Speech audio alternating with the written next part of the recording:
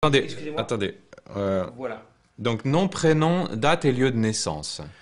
Isaac Tselniker, 8 mai 1923, né à Varsovie. Alors, vous êtes né donc dans la Pologne des années 20. Euh, que faisait votre famille dans la vie? Euh, C'était très difficile. C'était très difficile. Mon père nous a quittés à l'âge quand j'avais 4 ans. Et ma mère est restée seule avec ma sœur de 2 ans. C'est pourquoi je souhaitais limiter cette période, bien que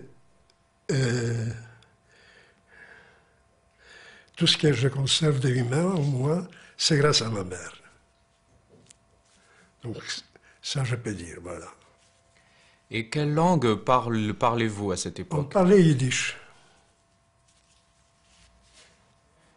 Vous vous souvenez du quartier de Varsovie où vous avez Oui, vécu? oui, c'était Krochmalna, donc Bachevitzinger.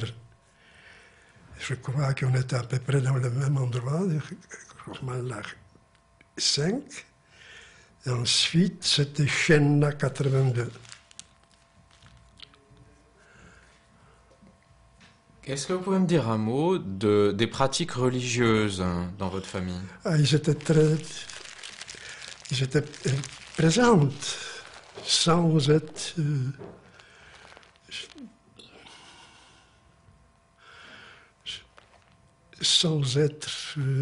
excessivement chassidiques. Ça non, mais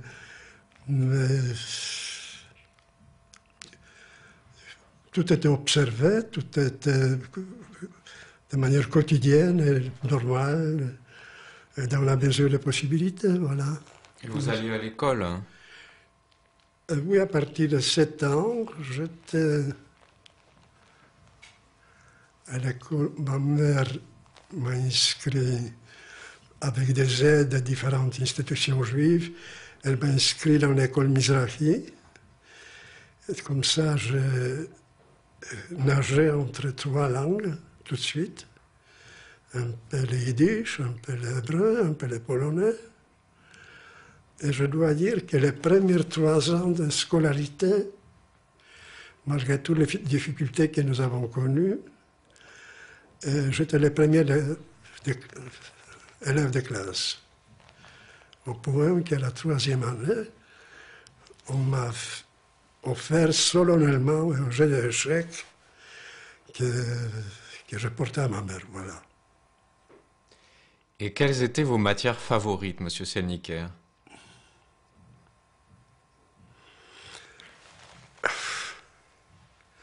Je crois qu'à part le Talmud, tout s'est passé bien. Mais le Talmud est venu beaucoup plus tard. Pourquoi le Talmud, justement? Je ne sais pas. Je ne sais pas. Donc, Parce que d'abord, le Mizrahi, c'était une école au programme de l'école publique. Donc toutes les matières en polonais étaient obligatoires, avec un supplément de connaissances hébraïques. Donc ce n'était pas strictement une école chassidique, pas du tout. Mais on avait certaines bases d'hébreu par-ci, par-là, qui me restent encore dans la tête. c'est à ce moment-là que vous avez commencé à apprendre l'hébreu, alors? Oui, un peu par l'école, bon, mais la vie a fait autrement. Et donc, là, on est finalement au début des années 30, hein, vous avez dit. Ça, c'est entre 30 et 33, n'est-ce pas, les premières 3 années. Parce qu'on rentre à l'école à 7 ans. Et est-ce que dans votre environnement et dans votre famille, on parle un peu de politique, de ce qui se passe dans le monde? Bien sûr. Après, je suis rentré, ça c'est connu, donc là je n'ai pas... je l'ai dit, je crois, aussi dans l'interview de Spielberg. À 34, j'étais reçu chez Korczak. Bien que je ne sois pas orphelin, mais il y avait plusieurs cas là-bas, comme ça, des enfants dans de très grandes difficultés, avec un seul parent. Donc j'étais reçu chez Korczak. De 34 à 38, voilà, pendant 4 ans.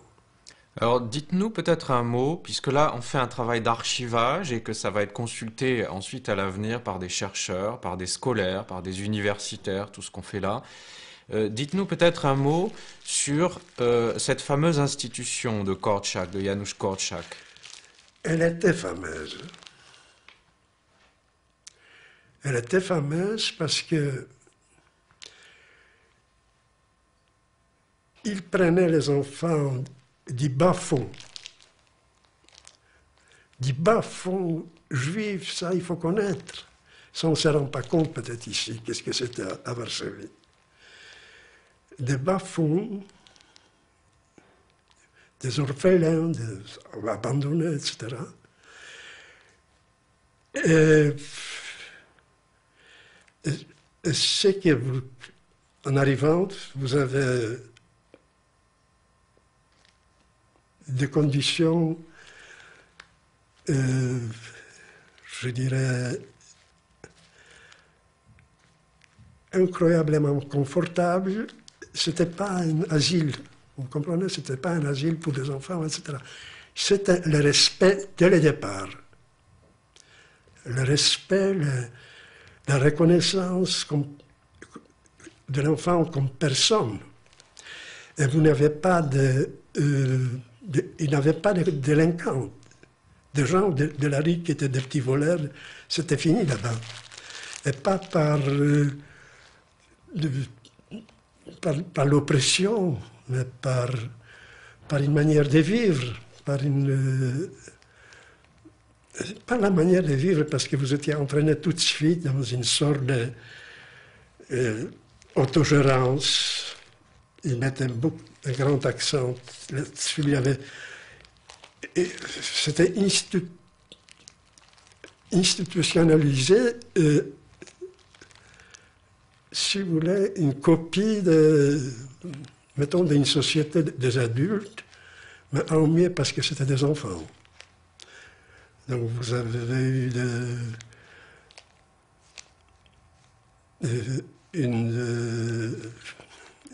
une justice infantile, mais ce n'était pas un jeu, on se réunissait, on choisissait les meilleurs, les pires, etc. Mais bon, ça, je ne sais pas si c'est bien ou non, mais il y avait une sorte de respect au quotidien qui faisait que les gens étaient tellement rassurés tout étant là-bas qu'en sortant beaucoup, c'était dans beaucoup de cas, puisqu'ils se sentaient tellement protégés par les lois internes et par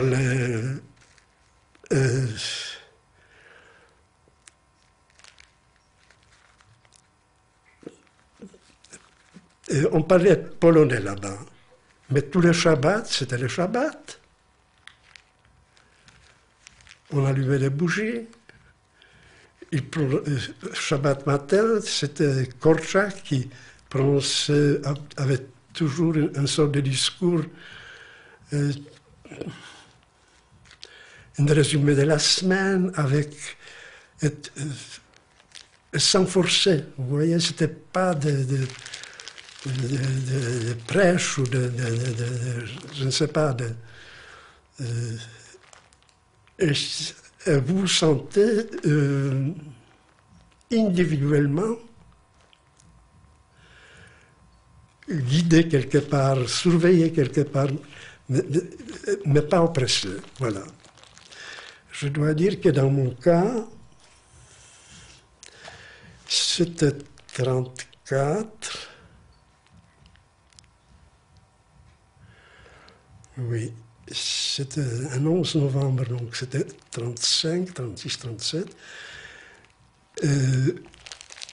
Je suis tombé très gravement malade.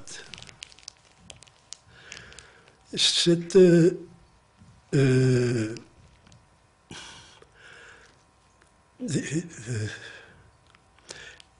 un état inflammatoire rhumatismal évolutif avec des séquelles cardiaques, au point que je suis resté presque paralysé pendant 3 hivers,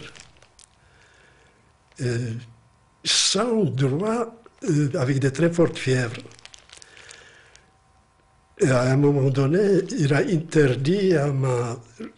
il m'a dit ça, donc, il a interdit à ma mère de venir parce que ça pouvait provoquer, je ne sais pas, des chocs émotifs qu'il voulait éviter, à son avis, mais pour moi c'était une punition. Mais bon, je ne rentre pas là dans le jugement.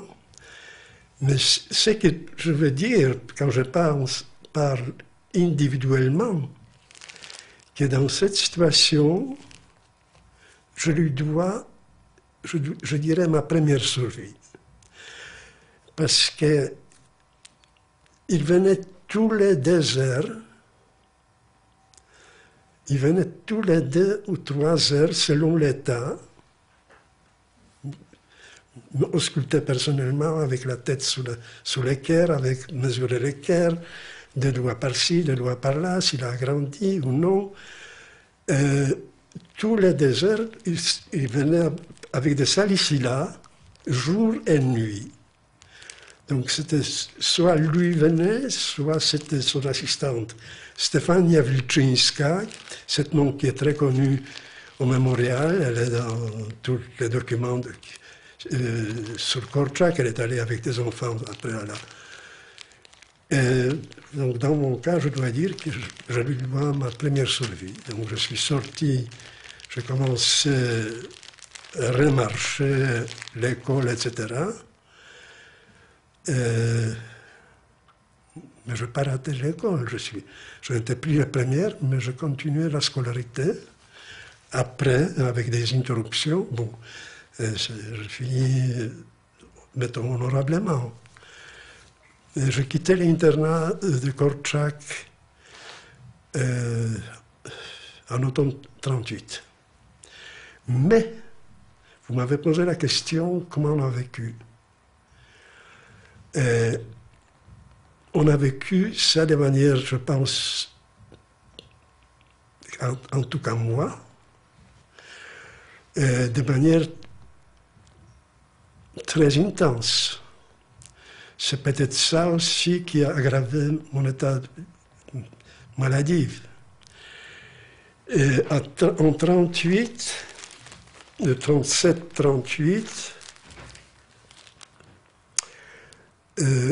est venu chez Korczak, j'ai dit son nom parce que c'est un nom aussi très connu et très important dans l'histoire de Korczak.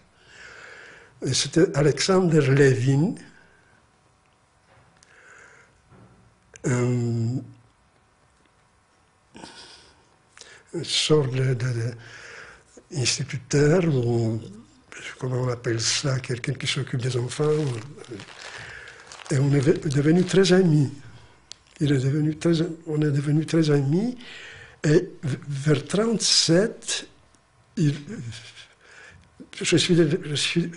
si physiquement j'étais assez patraque, mettons, la tête travaillait. J'étais très actif.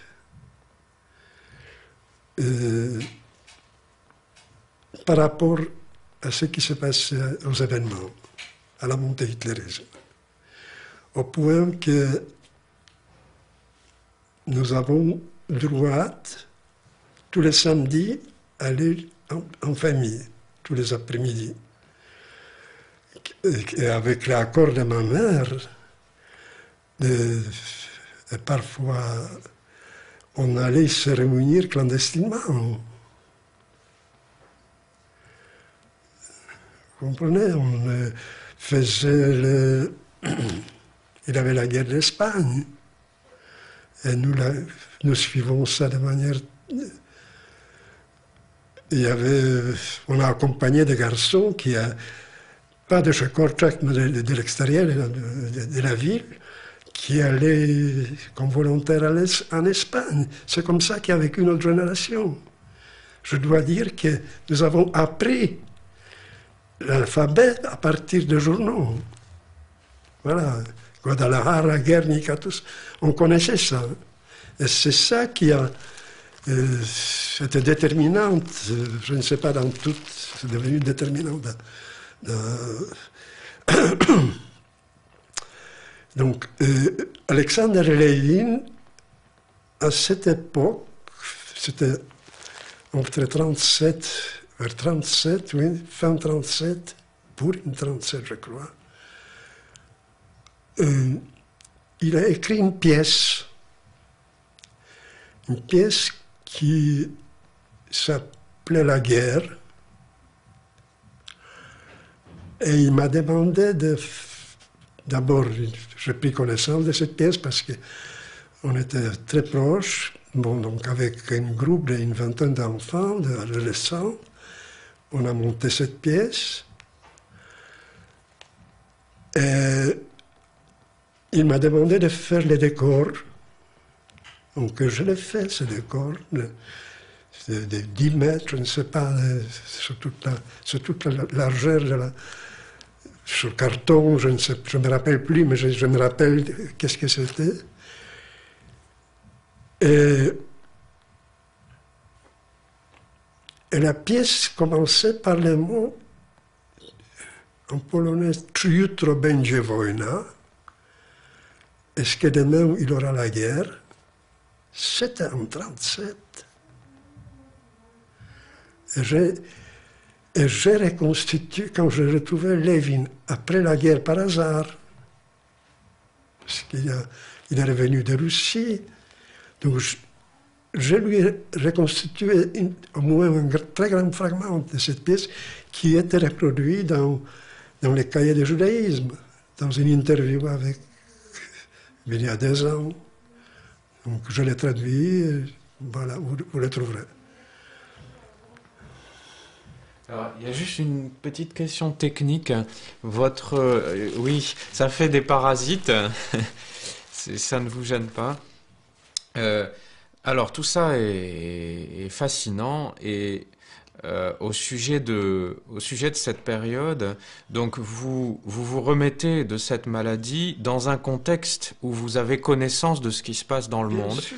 Vous m'avez mentionné la guerre d'Espagne et l'hitlérisme. Bien sûr. Est-ce que vous êtes lié à des organisations de jeunesse ou à un groupe politique particulier?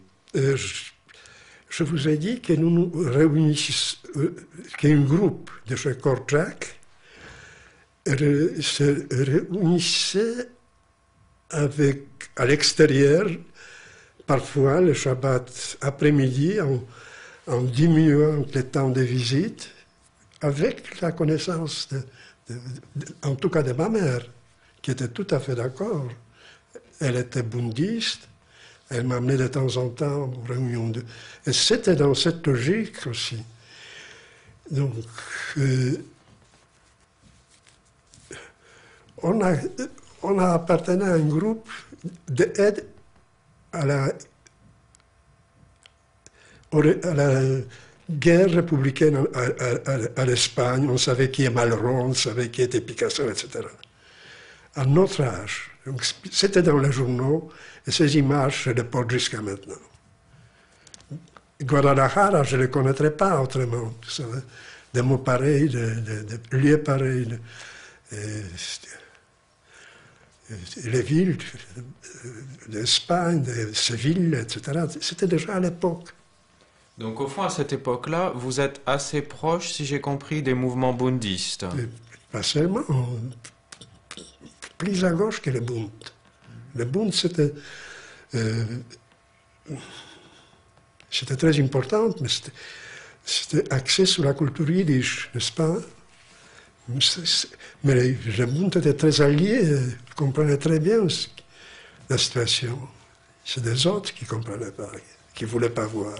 Et votre perspective à vous et à ce groupe d'amis auquel vous apparteniez sur tout ça, quelle analyse faisiez-vous de la situation?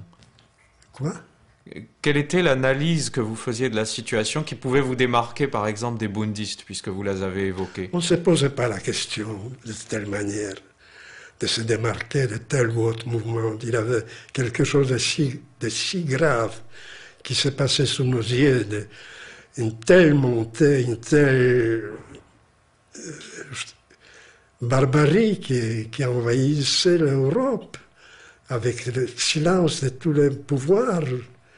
Regardez le Front populaire en France, qu'est-ce qu'il a fait? Qu'est-ce qu'a fait Blum?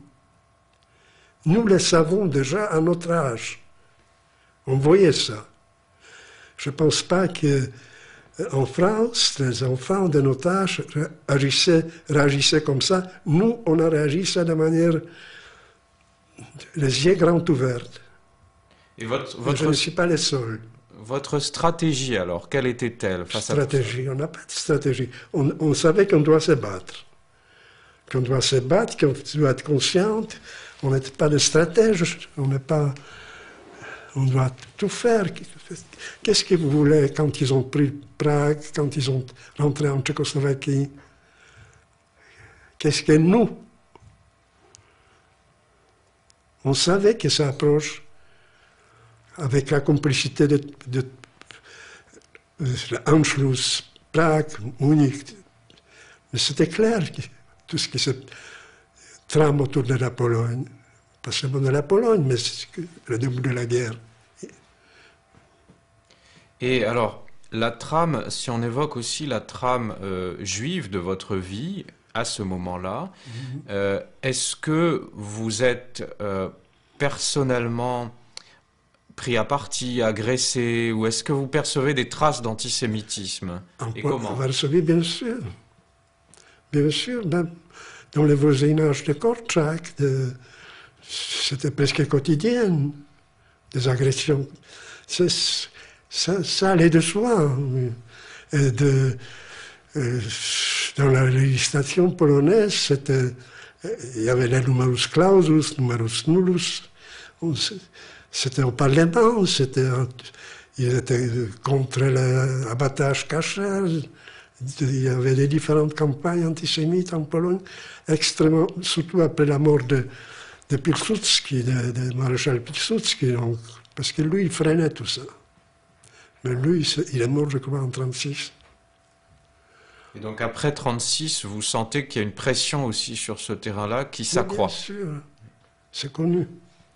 Alors, parlons donc de ce qui arrive en septembre 1939. Oui. Vous êtes à Varsovie à cette époque-là. Oui. Comment recevez-vous les nouvelles? Par des bombes. J'ai vécu le siège de Varsovie. J'ai vécu le siège de Varsovie, les derniers bombardements de Varsovie visaient le Yom Kippour, c'était Yom Kippour, le 28 janvier, ils détruisaient le quartier juif, ils bombardaient le quartier juif. Il y avait une sorte de solidarité qui s'est établie entre des Polonais et des Juifs, ça c'était évident. Le 7 septembre, il y avait un appel du président de la ville, le maire, un appel à la mobilisation des volontaires pour la défense de la capitale. Et là, des milliers de Juifs se sont portés volontaires, dont mon cousin.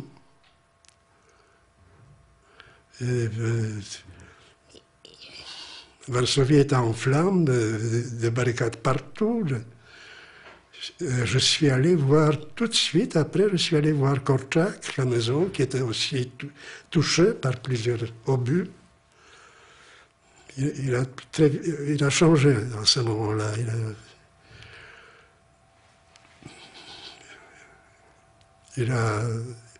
Personnellement, il a tout de suite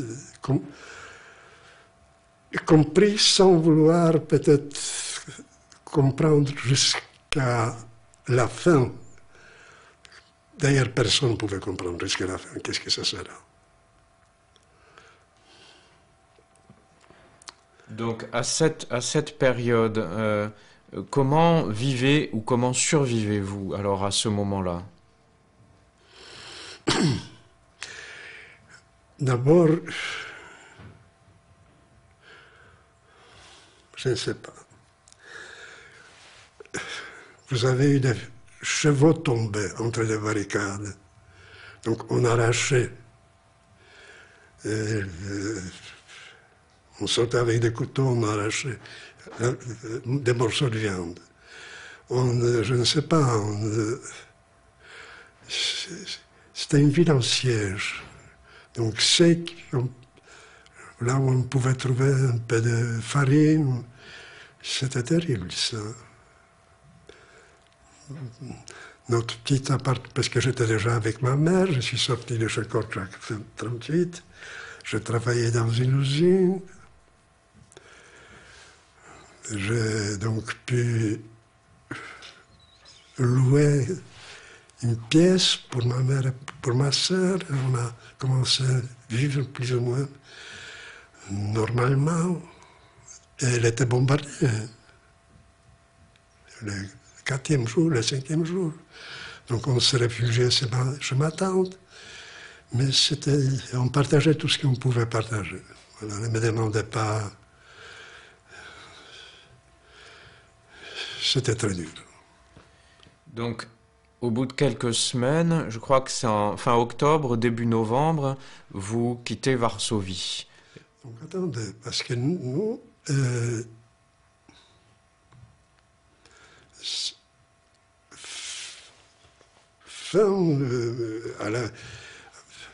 fin septembre, on a appris que les Russes ont avancé et ont avancé jusqu'au Boug. Je ne sais pas si ça vous dit quelque chose. Boug, dans Kinia. Donc c'est près de Treblinka, ça doit.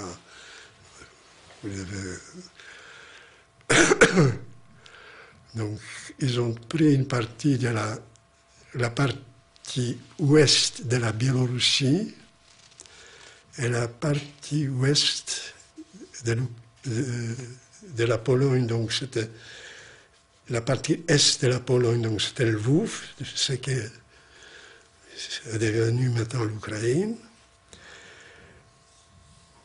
Et quand j'ai appris ça, donc sans hésiter, j'ai décidé de partir avec ma mère et ma sœur. Sur la frontière, sur le No Man's Land. Je ne rentre pas dans les détails, dans tous ces détails, parce que on a pu traverser le No Man's Land et à peu près 300 000 Juifs ont pu se sauver comme ça de toute la Pologne. Et nous sommes parvenus à Białystok, où on était reçus par d'ailleurs, de la frontière. Une fois traversé la frontière, personne ne vous demandait rien. On vous mettait dans le train, on vous emmenait à Białystok. Et là-bas, ils dispersaient les gens dans les petites cabanes d'été, comme des réfugiés.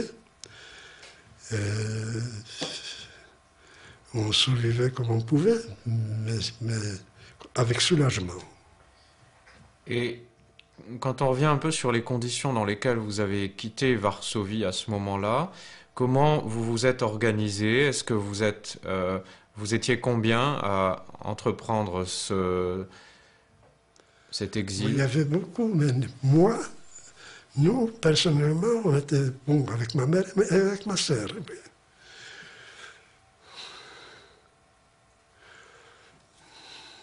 Et vous n'avez pas rencontré de difficultés. Est-ce que vous pouvez me parler de la manière dont ça s'est passé concrètement, ce passage? Écoutez, Varsovie, dans cette période, c'était un mélange de persécutions quotidiennes, comme ça, de chicanes quotidiennes par des Allemands et par la pègre polonaise. Ça, oui, ça, c'était le quotidien.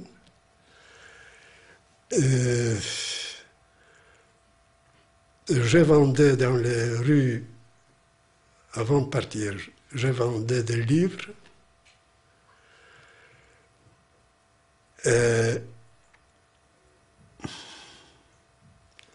Je vous cite cet épisode avec Urka Nakhalnik, qui s'est présenté à moi dans la rue, puisque j'étais dans la rue avec une valise.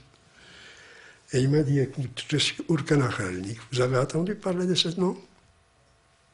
C'est vrai? Vous savez qui c'était?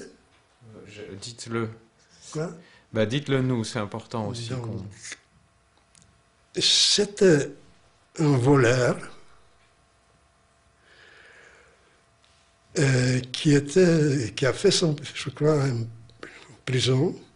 Dans la prison, il a écrit un livre. Et c'est paru sur le nom Urka Nakhalnik, ça veut dire Urka le voleur. Voilà.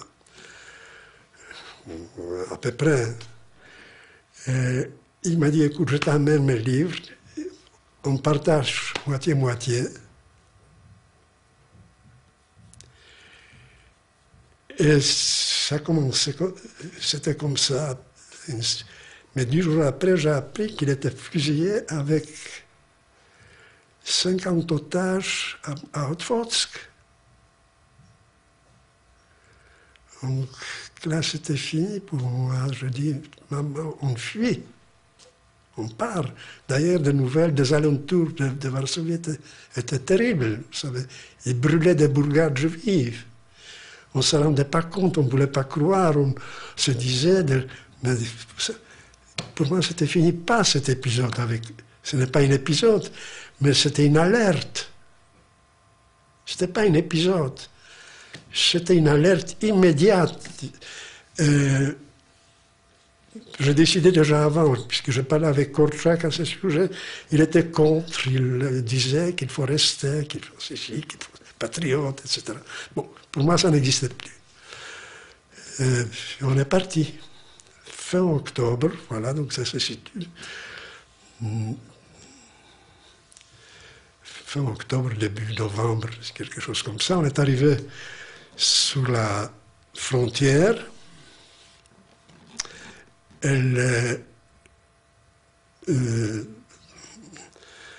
On est arrivé jusqu'à Malkinia, où on est parti par les trains. Où parfois ils fouillaient les Allemands, parfois ils ne fouillaient pas, parfois ils sortaient. Tout était comme ça. Parfois ils sortaient les gens, ils les fusillaient, mais c'était comme ça. On est arrivé à Malkinia, et ma mère, on lui a indiqué un passeur polonais. C'était aussi, ça c'était un épisode, petit épisode. A trouvé un paysan pour nous amener vers le No Man's Land, parce qu'il connaissait le chemin pour éviter. Or, il nous a amenés vers la Wache allemande. Wache, vous savez qu'est-ce que c'est? Surveillance, ça, c'est le oui, poste c'est de vers la garde frontière. Vers les gardes frontières. Et au miracle, et il a dit Juden. Donc il lui a répondu, ils t'ont payé. Los, raus. Il nous a lâchés. Il t'a payé. Bon, donc, los, raus. Bon, donc, on est arrivé à la frontière, qui était fermée déjà.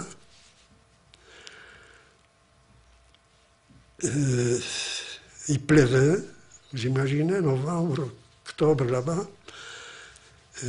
Des gens sous la pluie de la nuit. Donc, je ne sais pas qu'est-ce qui s'est passé. Je vis une femme s'évanouir. Je l'ai attrapée et je la portais chez la garde frontière russe. Et je lui ai dit, vous ne pouvez pas la laisser mourir là. Donc il m'a laissé passer avec elle. C'était comme ça, Prakadi.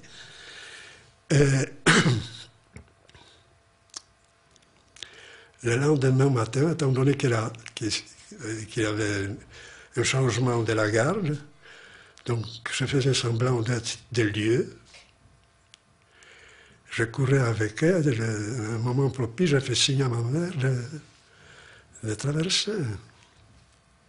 Et ensuite, une fois de l'autre côté, je vous ai dit, il y avait des trains bondés de Bérinci. Tout était bondé, on vous embarquait, vous débarquez à Bialystok, on vous donnait un peu de pain, un café, chai, on vous disloquait. Voilà. Alors, pourquoi la direction de Bialystok? Pourquoi cette ville? Qu'est-ce qui décide d'aller là? Qu'est-ce qui décide d'aller à Bialystok? Comment? C'était les Russes étaient là-bas. Oui, bien sûr, mais vous vous êtes dirigé au fond parce que Bialystok c'est à 140 km de Varsovie environ. 160, quelque chose comme ça, oui. Et mais ce n'était plus sous les Allemands. voilà. Ça m'est égal. Ils m'auraient pu amener, je ne sais pas, à Lomja ou à Bar. Mais ils amenaient à Bialystok. De Malkinia, ils amenaient à Bialystok. C'était la ligne de chemin de fer, si vous voulez, Bialystok, Varsovie, Bialystok, Minsk, Smolensk, etc. C'était cette ligne-là. Elle n'amenait pas à Lvov, ni en Lettonie. Alors, est-ce que vous pouvez me décrire cette ville lorsque vous la découvrez, donc, au mois de novembre 1939? Je ne découvrais rien du tout. D'abord, j'ai découvert, j'étais à 20 km de Bialystok, dans une sorte de faubourg, puisqu'ils nous ont mis dans les cabanes, ils ont réquisitionné chez les paysans.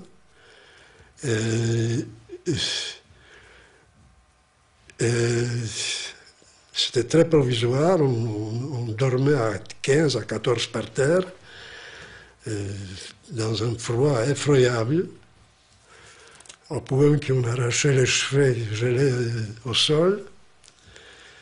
Et petit à petit, on commençait à sortir vers la ville, c'était une ville ouvrière judéo-polonaise, où spontanément l'antisémitisme a disparu. Parce que c'était interdit par la loi qui datait depuis Lénine. C'était interdit. Vous n'étiez plus jude, vous n'étiez plus jude, qui est l'équivalent de Yupin, mais vous étiez hébreu, c'est-à-dire hébreu. C'était comme ça qu'il fallait. C'était comme ça dès le départ. Et donc, vous imaginez le soulagement? Donc, vous ne pensez pas qu'est-ce que c'est les Juifs, ils étaient bienveillants, c'était des ouvriers, des artisans,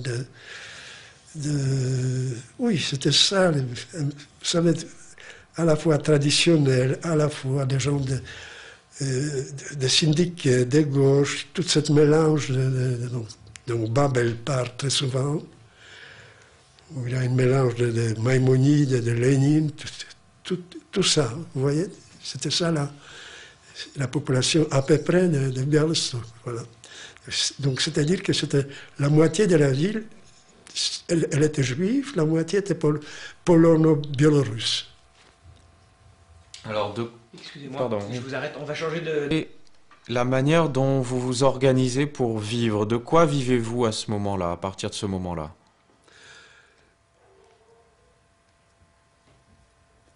on recevait du chai et du pain le matin, le soir, à Ogrodniczki. Et dans la journée, j'allais chercher du travail en ville. Et je faisais n'importe quoi. On a contacté comme ça, parce qu'ils étaient bienveillantes. Donc, quelqu'un avait besoin, je ne sais pas, de peindre un mur, de réparer quelque chose. Vous savez, je travaillais avant dans une usine, donc j'ai appris déjà quelques petites choses. Et j'étais utile, donc je me rendais utile. Et comme ça, petit à petit, ma mère aussi, faire des ménages, c'était comme ça. Et on survivait. Après, je commençais à travailler. Mais là, il y avait une interruption. Je commençais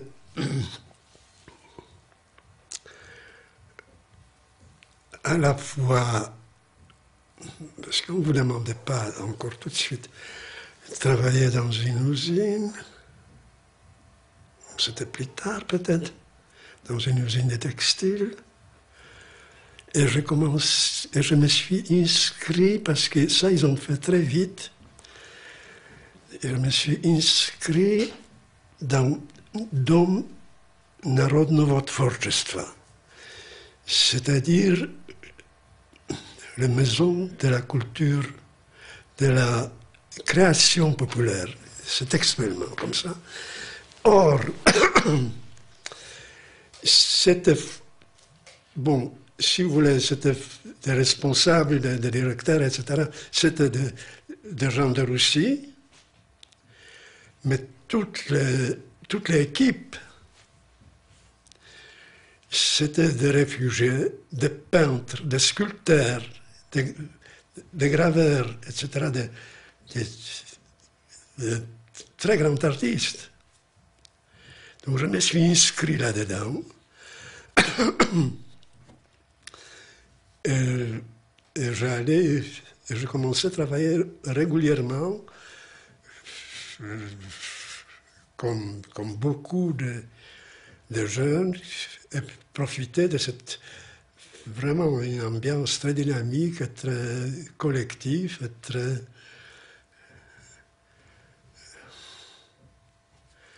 libérée, je dois dire. Ça avait été tout complexe, parce que c'était une période comme ça. C'était une période comme ça. Et vous trouvez ces éléments-là, vous pouvez trouver dans la littérature russe, dans Babel, par exemple.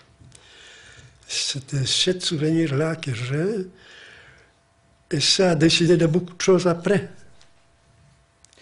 Donc, à la fois, je commençais à travailler dans une usine, mais ça, c'était tout au début, je crois que vers mars ou avril, c'était 40. Le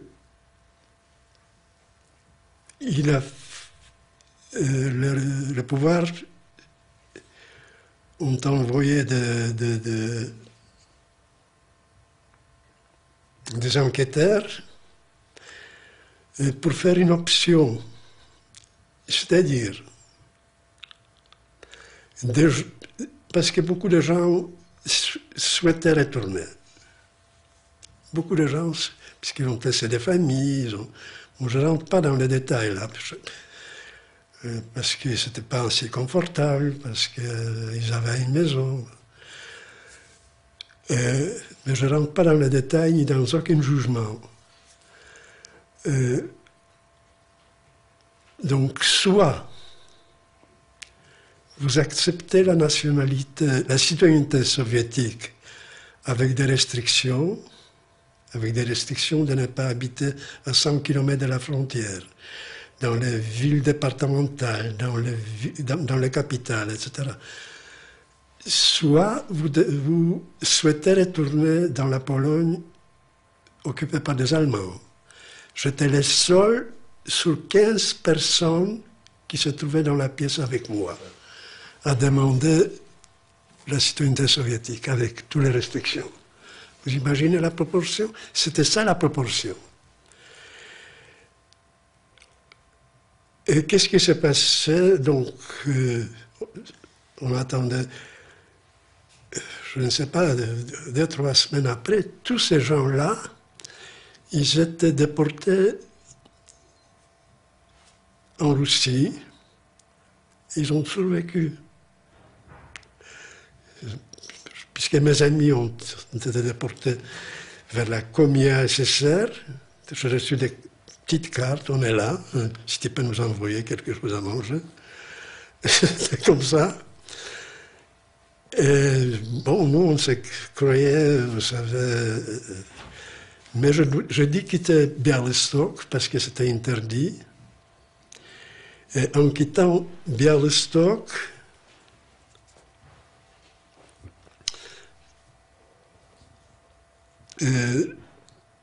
je suis allé chez Alexander Levin, dont je vous ai parlé tout à l'heure, parce qu'il a réussi à la dernière minute à retourner chez lui. Il était de Pinsk, donc c'était à 500 km par le détour de Białystok. J'ai fait ce chemin, je débarquais chez lui, je lui ai dit « Trouve-moi du travail » parce que je n'avais même pas le droit de rester avec lui à Pinsk.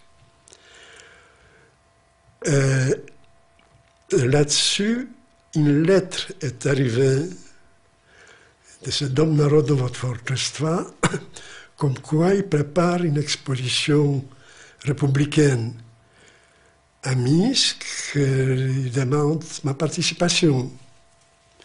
Donc bêtement, je suis retourné à Białystok sans savoir que c'était interdit. Ils m'ont dit, oui, tu aurais pu le préparer là-bas.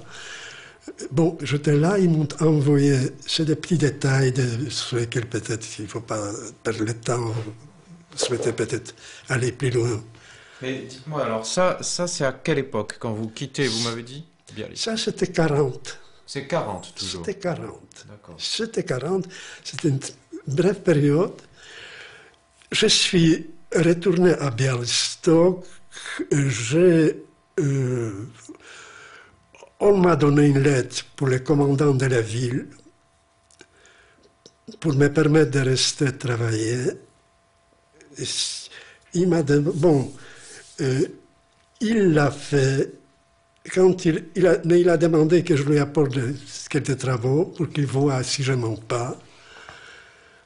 Et quand je lui ai apporté au bout d'un mois certaines pièces, donc il m'a dit, ja ciebie człowieka dzielał, je ferai de toi un homme, et il m'a donné des papiers, et je puis faire venir ma mère et ma sœur à Białystok, qu'ils étaient à Lomża, parce qu'on a dû se disperser, ils étaient... Je dois vous décrire toute cette situation, ils vivaient dans une petite synagogue à Lomża, c'était très difficile. Donc ils sont revenus à Białystok, donc on est rentré, donc j'ai exposé à Minsk, la presse a écrit sur moi,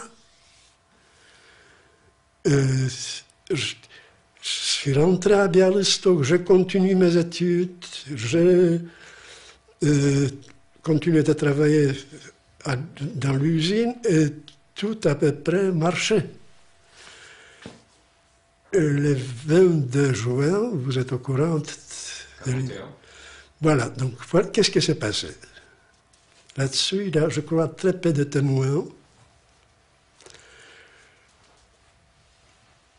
Nous apprenons par la radio que les Anglais, les Américains prévenaient la Russie de l'imminence d'une invasion.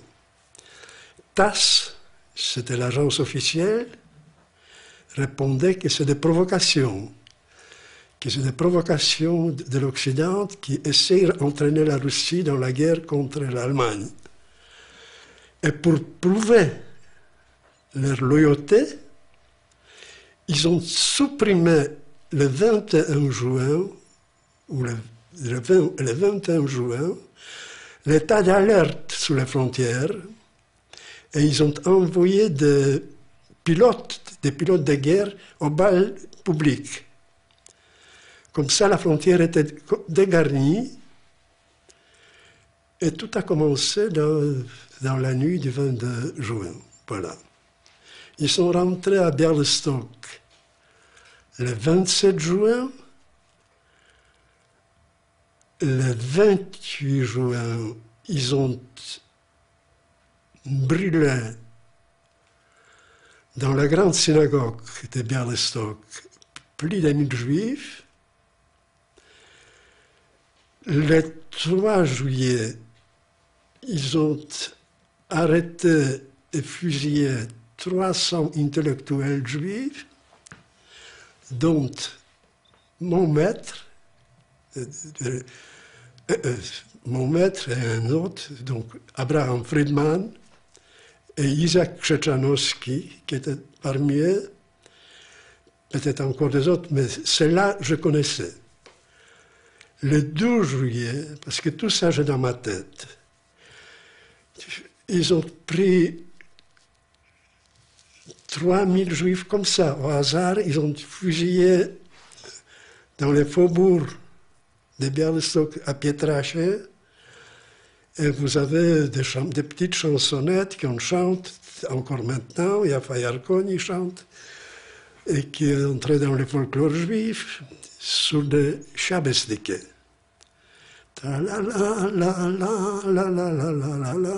Donc, c'est des chansons anonymes qui ont surgi tout de suite, qui concernent les veuves juifs qui ont perdu des maris, c'était des Donnerstike de jeudi et des Shabestike de Shabbat. Voilà. Et le 1er août, ils ont formé les ghettos. Au sujet de cette période, est-ce que vous vous souvenez de l'attitude de la population non juive de Białystok? Je me souviens qu'on a craché sur nous, qu'au moment de passage au ghetto, on jetait sur nous des pierres et qu'on a craché sur nous. Ça, je me souviens. Est-ce que vous êtes caché à cette époque, à ce moment-là? Quoi? Est-ce que vous avez pu vous cacher à ce moment-là? Où?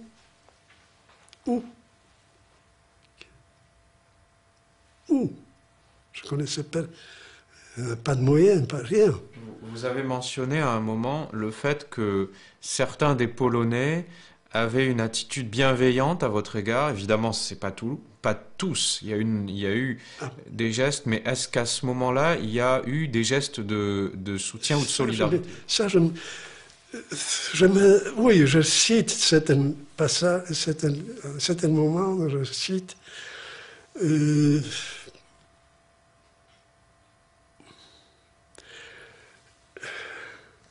Quand on allait au travail, quand on sortait du travail, du ghetto, donc on croisait souvent il y avait des groupes de vieilles polonaises qui pleuraient, qui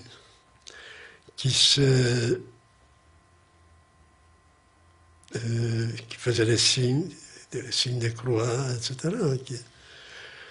Mais après, quand j'ai fui le ghetto, pendant la première action, en février 1943, donc on était cachés, d'abord chez un Allemand, pendant 2 jours, chez qui on travaillait 2 de nos amis, donc ils ont préparé à ça, parce que je traversais les murs. C'était au moment de la défaite de Stalingrad. Donc, là, il y avait, en 43, il y avait février 43. Donc on a fui. Et ensuite, on s'est dispersé parce que ma mère est allée avec ma sœur chez une paysanne. Moi, je suis allé avec mon ami chez une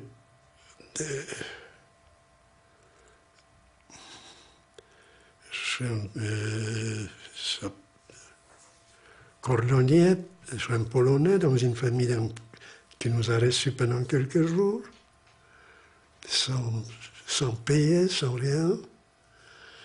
Ensuite, on était caché chez une Polonaise, une vieille dame, qui nous a cachés à l'issue de son mari. Ensuite, on était cachés chez une Russe. Ensuite, aussi, sans rien demander, sans une femme d'une trentaine d'années, de 40 ans peut-être, mais sans mots, sans rien, c'était une évidence. Ensuite, on était cachés chez une mendiante polonaise, ivrogne, qui nous a cachés pendant une semaine, qui nous apportait ce qu'elle mendiait. Vous imaginez ça? Et je les ai cherchés après la guerre. Et à part les cordonniers qui étaient décédés, mais ses filles étaient là, je ne trouvais personne. Parlons de ce que vous avez nommé tout à l'heure, c'est cette fameuse première action, comme vous l'avez dit, février 1943. Oui. À ce moment-là, ce sont 15 000 juifs du ghetto qui vont être déportés. Dans quel climat tout ça se... On fusillait sur place aussi. Et il y avait beaucoup de suicides. Il y avait beaucoup de suicides. Donc mes amis, Schwarzkopf, la famille Schwarzkopf, une famille formidable, qui se sont avec la cyanure. J'ai appris tout ça, mais qui connaît ça? Quoi? C'est vous qui connaissez ça, et c'est justement, vous êtes un... Qui connaît ça? Qui peut vous citer des noms? Je peux vous citer des noms de peintres, de mes amis, de ce que je trouvais au ghetto, etc. Je donnais des noms, je les cite dans tous mes catalogues. Donc en fait, vous entreprenez cette évasion du ghetto à ce moment-là, en février 43, au moment où il y a cette première action, hein, c'est bien ça? La veille. La veille. Parce qu'on a appris qu'ils sont en train d'encercler le ghetto. Moi, je préparais une échelle. J'ai fabriqué une échelle en corde qu'on a, la nuit même, on a jeté sous les murs et on a pu tous traverser sous les immeubles de la Deutsche Sparkasse, c'est-à-dire caisse d'épargne allemande, où travaillaient nos amis qui ont prévenu l'allemand et qu'il se comportait de manière admirable. Admirable. Il nous a donné à manger, il nous a hébergés, Et les deux femmes qui nous ont... Quand les Gestapo les a découverts, ils se sont taillés des veines. Parce que les Gestapo est passé par cette maison après notre fuite. Et ils pensaient qu'ils pourraient les cacher. Vous comprenez? Donc, je peux vous citer les noms de ces deux femmes. Berenzweig, Mela Berenzweig. Et l'autre, c'était Malka, je crois Malka, une des femmes de frère Zeidenbeutel. Bon. Là aussi, est-ce que on peut parler de l'organisation de ce ghetto, essayer de décrire un peu comment est structuré ce ghetto pour que ceux qui ne connaissent pas cette période de l'histoire puissent avoir une représentation de la façon dont ça fonctionne, de comment on organise un ghetto dans cette période. Ils ont, en un jour, déclaré, voilà, ce territoire, les quelques rues, doit être vidé par la population polonaise ou biélorusse, et elle sera pour les juifs. Ils ont fait faire des murs, c'était très vite. Et ils ont fondé le Judenrat, donc le rabbin Rosenmann, qui n'avait pas grand-chose à dire, mais c'était un homme très... le chef de Judenrat, le chef spirituel, c'était lui, le chef de l'exécutif, c'était Barash,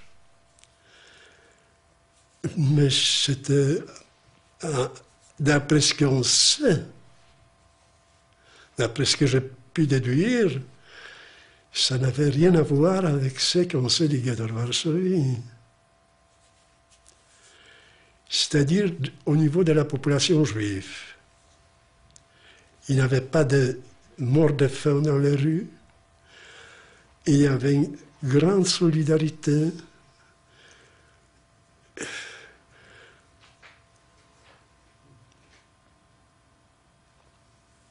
Les Allemands, évidemment, il ne faut pas penser que tout se passe, qu'il y avait constamment, si vous voulez, une manière de détruire la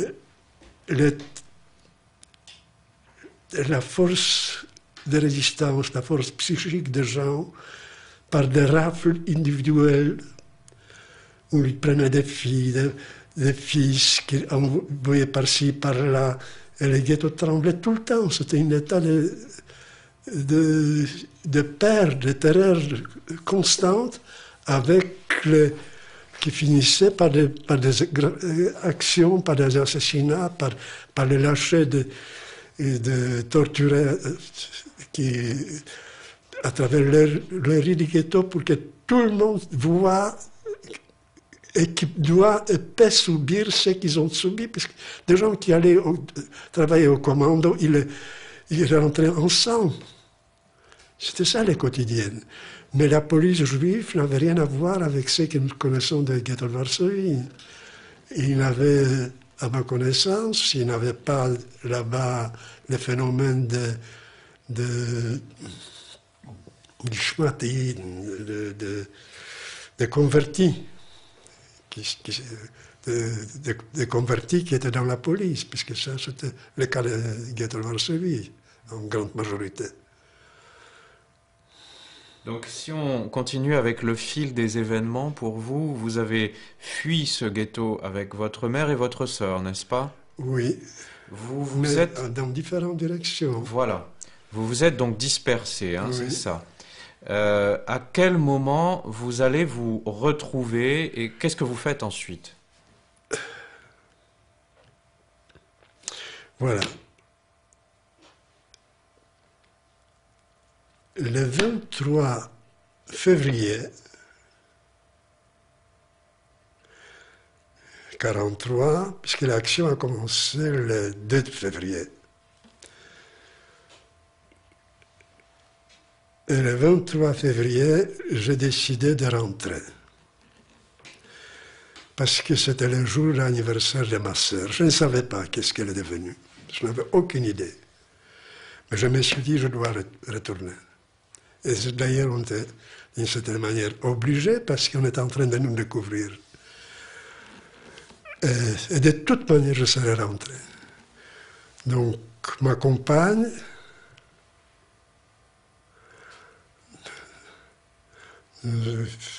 comme ça au crépuscule, on est repassé par le même immeuble allemand, retraversé le mur, il nous a aidés, sans dire mot.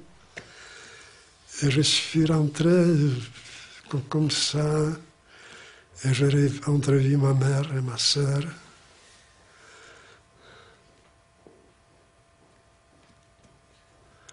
Voilà. Donc là, nous sommes le 23 février 1943 et il y a une question que je dois poser car à ce stade, on la pose aussi à tous les témoins. Mais vous êtes dans une zone par rapport aux autres témoins qu'on a eus qui sont essentiellement des gens qui ont été persécutés en France. Vous êtes un cas différent, bien sûr. Que savez-vous de ce qui se passe en Allemagne, de ce qui se passe en Pologne, du sort des Juifs qui sont arrêtés ou déportés, comme dans cette fameuse opération de février 1943. Il y a 15 000 Juifs qui sont partis, déportés. On savait, parce que des nouvelles qui nous parvenaient de partout, on a appris que les ghettos de Vilna étaient détruits. On a appris qu'il y avait des réfugiés. Après, quand je suis rentré, on était fréquenté par une fille, brusquement, qui nous a dit qu'elle était sauvée, je ne sais pas comment, à Baranovici. C'était possible. Tout était possible. Vous savez, on est ouvert à tout.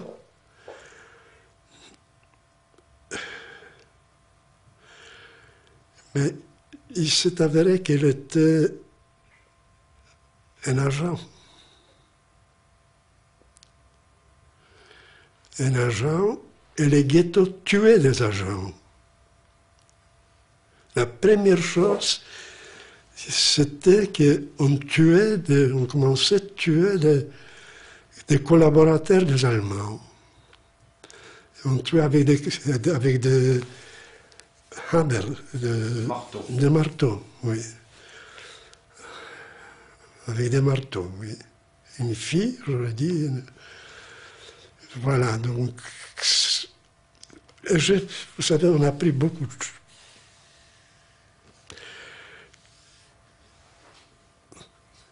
Vous savez, c'était après Stalingrad. Et l'état d'esprit était tout de même différent. On savait que, quoi qu'il arrive,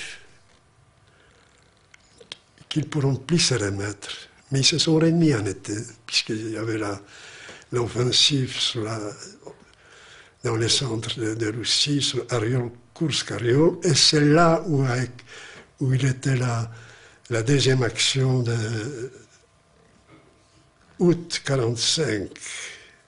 43. Et 43, oui, août 43. Ça correspondait au chute de Mussolini. C'était cette période-là, oui. Donc, évidemment, qu'est-ce que nous savions? On savait qu'est-ce que...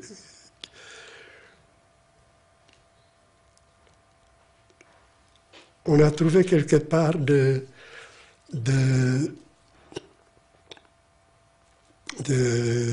nouvelles à propos de Treblinka.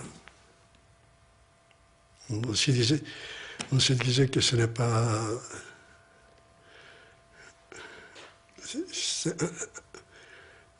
Le cerveau est incapable de tout de suite réagir et savoir. D'ailleurs, ma compagne, elle s'appelait Gina Friedman. J'en parle. Je lui ai consacré plusieurs pièces, dont une des pièces, une des gravures s'appelle directement Gina Friedman, mais elle est présente dans beaucoup de mes œuvres. Un jour, c'était déjà après le 23, un jour, elle m'a fait signe, comme je l'attendais au port de Ghetto, elle m'a fait signe de s'éloigner. Et donc je me suis éloigné, et en rentrant, elle m'a montré un Nagant. Vous savez qu'est-ce que c'est un Nagant? C'est un pistolet, une sorte de pistolet de la guerre de 1905. un nagant russe, avec 7 balles.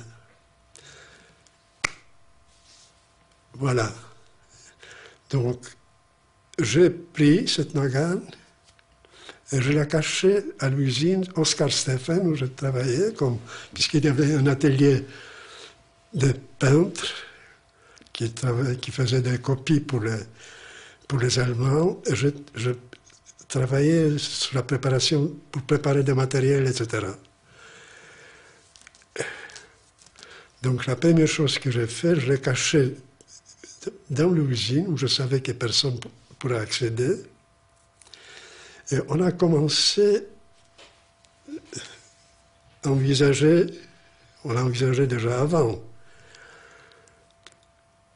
soit former, soit se joindre, soit trouver un contact, soit pour trouver une voie vers les partisans, etc. Mais de manière concrète. Donc elle a fondé un groupe de 8 personnes.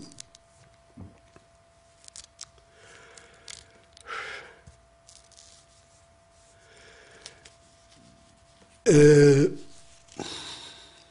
elle m'a présenté le chef de ce groupe. C'était un soldat, un juif, soldat de l'armée polonaise, qui savait manier de l'arme, etc. Arme, on avait un seul pistolet qu'elle a amené. Et on ne sait pas comment, mais elle est passée par là. Écoutez-moi. C'est ça des réalités que personne ne sait. Personne ne le sait. Et je vous parle de ça. Elle m'a fait venir, il y avait plusieurs épisodes. Donc, d'abord, elle a contacté Wojskowska. C'était un juif qui vivait sous les papiers ariens, mais elle était déléguée du Parti communiste. C'était une rencontre auquel je participais. Ensuite, elle a contacté Chaika Grossman, qui est devenue députée au Parlement israélien, puisqu'elle a survécu. Chaika Grossman, oui, ça je me rappelle.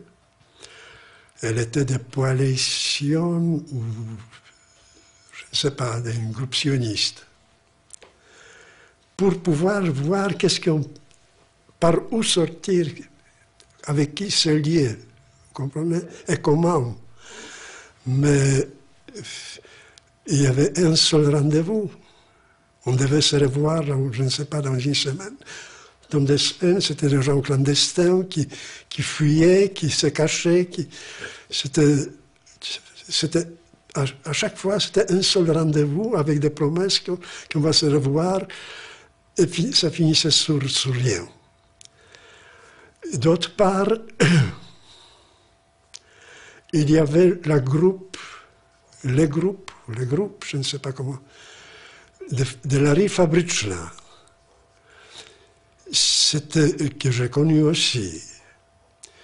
C'était 70 garçons et filles qui ils ont livré une bataille le 16 août. Ils ont livré une bataille le 16 août. Je les ai connus et une de ces personnes, sa sœur Sima Supraska,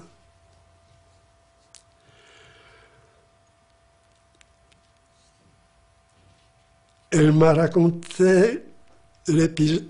Ils étaient déjà pris parmi des femmes qui ont été prises dans les différentes rafles en dehors des actions, puisqu'il y avait 700 femmes par là, 400 femmes par là, etc. Donc, elle était prise dans une de ces rafles et envoyée à Baranovici, et ils ont fusillé là-bas des femmes. Hilberg parle beaucoup de ça. Il y a plusieurs témoignages là-dessus.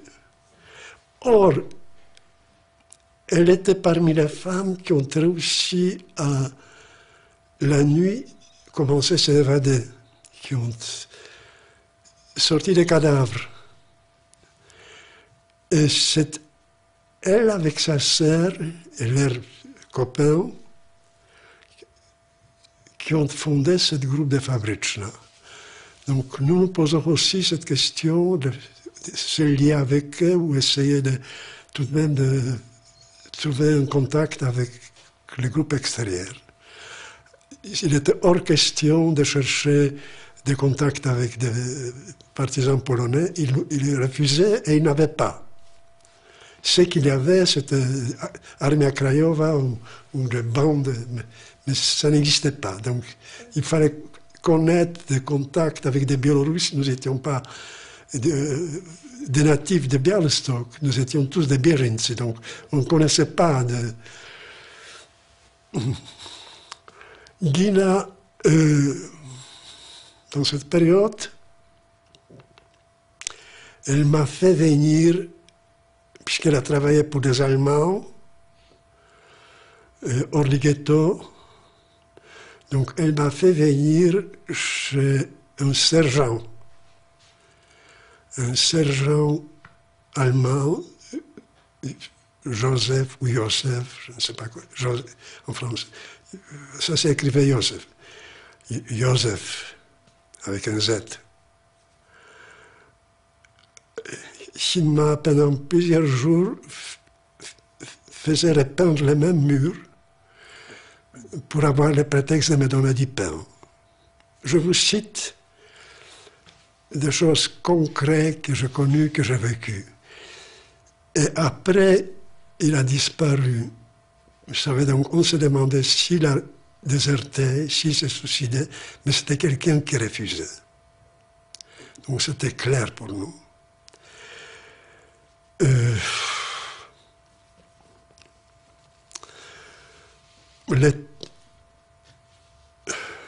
Le 13 août,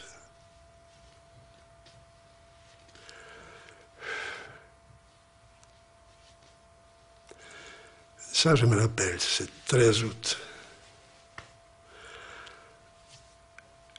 Ma mère est rentrée hors du ghetto. Ma mère c'était une femme très éveillée. Elle a dû avoir à l'époque, je ne sais pas, 47 ans, quelque chose comme ça. Moi, j'avais 20 ans, en 43, oui, 20 ans. Mais elle est rentrée avec ma sœur du travail, puisqu'elle travaillait aussi hors du ghetto, dans le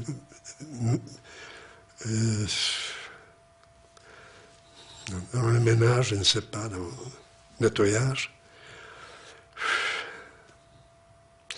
Elle m'a dit, écoute, on dit qu'on prépare, qu'une action se prépare. Elle disait pas beaucoup, mais quand elle disait quelque chose, c'était...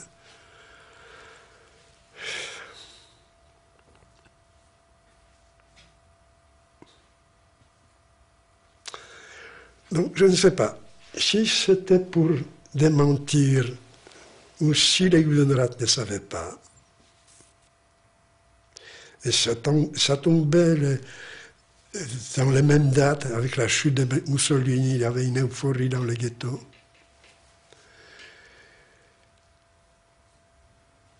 Et quelques jours avant, le chef du groupe est venu me voir pour demander l'arme, pour vérifier. Donc je lui ai donné, il n'avait pas de raison de ne pas lui donner. Nous avons un rendez-vous au cas où on se retrouve tous dans un tel et tel endroit. Donc il n'avait pas de raison de ne pas lui donner. Donc je lui ai donné cette arme. Et le lendemain, c'était Shabbat, puisque le 13 c'est un vendredi.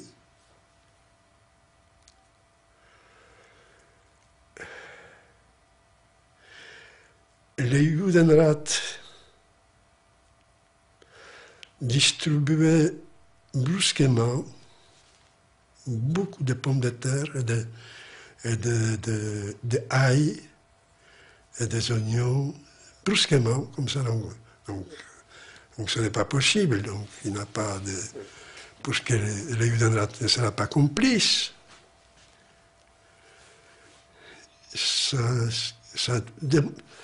Ça, si vous voulez, ça démobilisait toute attention. Brusquement, vous avez quoi manger, c'était pas la petite ration. On se trompait. On se trompait. Il y avait cet état euphorique de la défaite allemande sur Ariol-Kursk, puisque les Russes sont... D'autre part, il y avait Mussolini. Donc on se disait, bon, ils vont capituler, c'est la capitulation. Mais on ne se rendait pas compte qu'ils ont toujours les... d'oignons. C'était les 14, oui. Samedi 14, oui. Oui. Dimanche, c'était les 15, oui.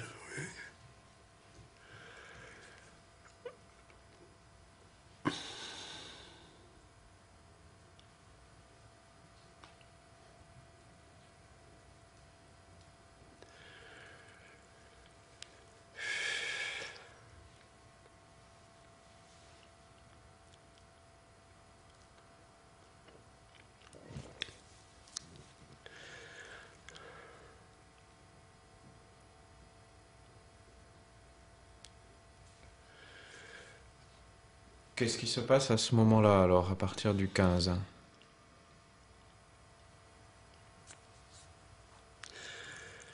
Donc, dans la nuit de dimanche à lundi, du 15 au 16, c'était l'Assomption, oui. C'est l'Assomption, ou l'Ascension, je ne sais pas. C'était une fête chrétienne. Ouais. Quoi? C'est sans doute l'Assomption. Le 15 août.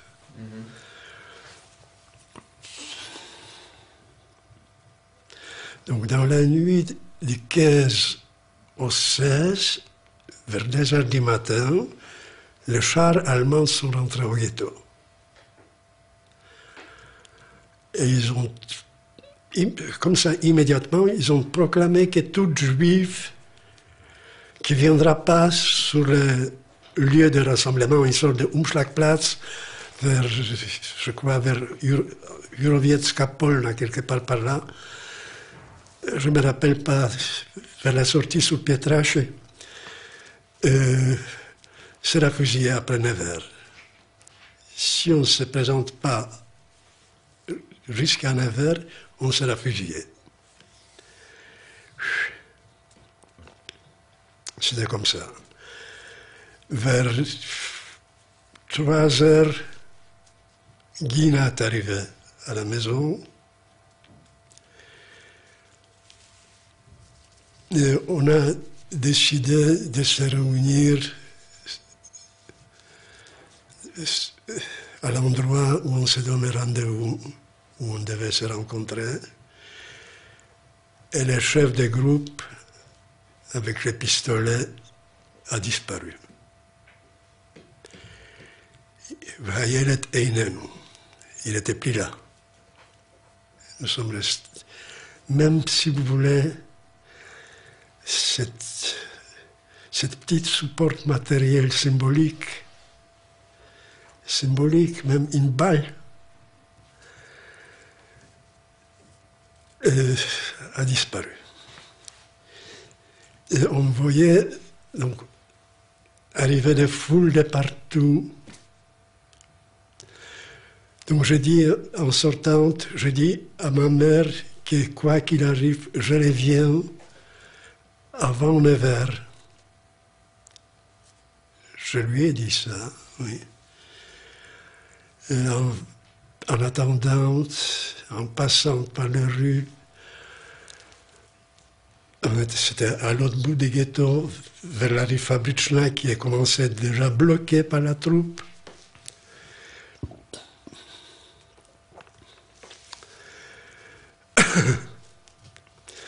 Donc, au retour, puisqu'on s'est donné avec maman, aussi, on s'est dit qu'elle m'a montré quelque part une cachette ouverte, mais dans une cour, que si quelque chose arrive, on se retrouve là-bas. Donc je suis passé par là-bas, je n'ai trouvé personne.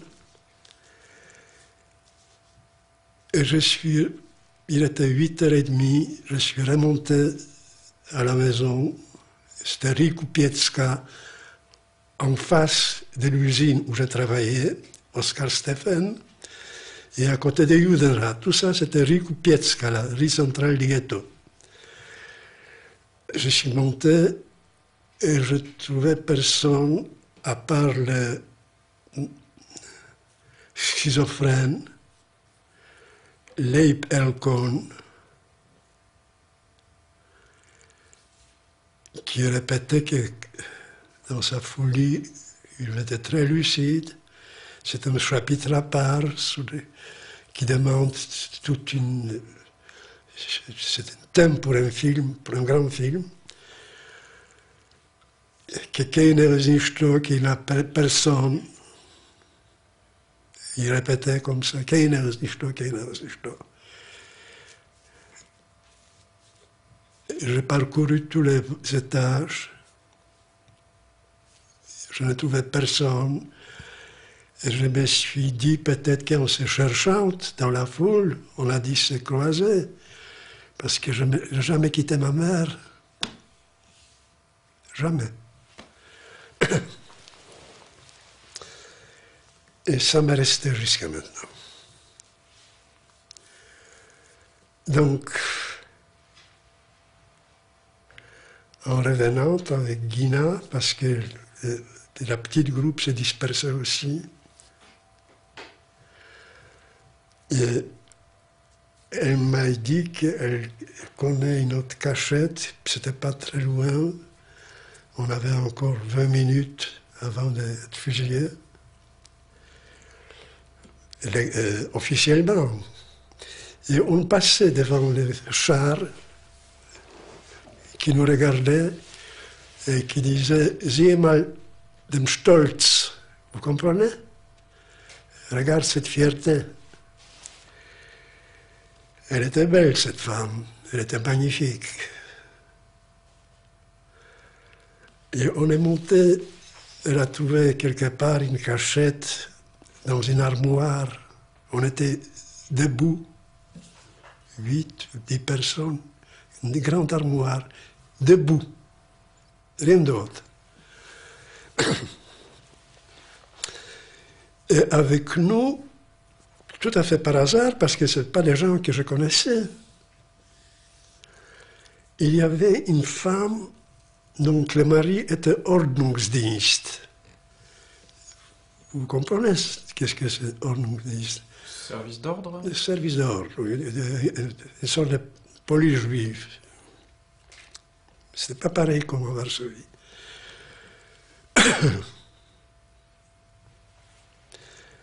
Et vers 5 heures l'après-midi, on était debout comme ça, toute la journée. Et son mari est arrivé pour lui dire que cette fois-ci, c'est un vrai qu'on m'amène au travail, que c'est sûr qu'il cherche des gens pour le travail. De toute manière, on était condamnés à partir. Parce que... Et là,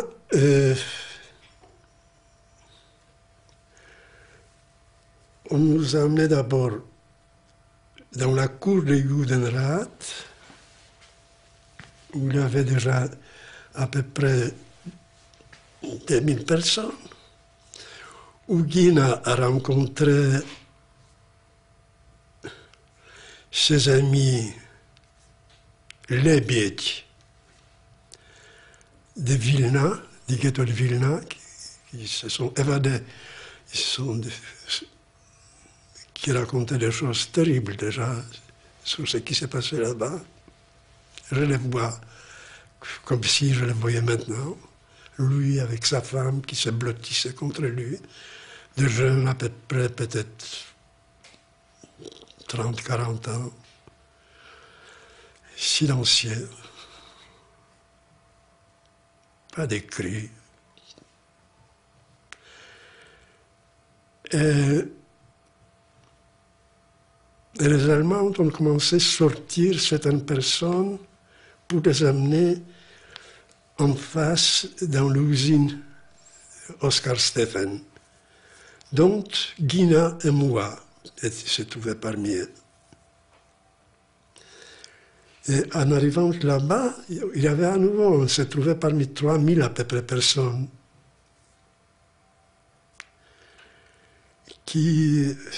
c'était le hall de l'usine, puisque c'était une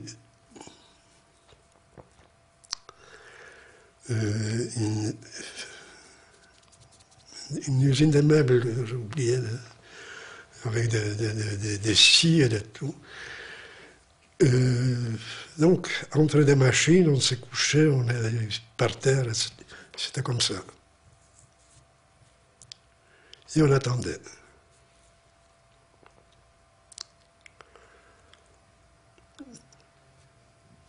Parmi nous, il y avait aussi des frères, des peintres, des amis de Gina, Seidenbeutel, Ephraim et Menashe, qui ont été très connus en Pologne avant la guerre et qui travaillaient pour des Allemands. Des Allemands les connaissaient. Des portraits des familles.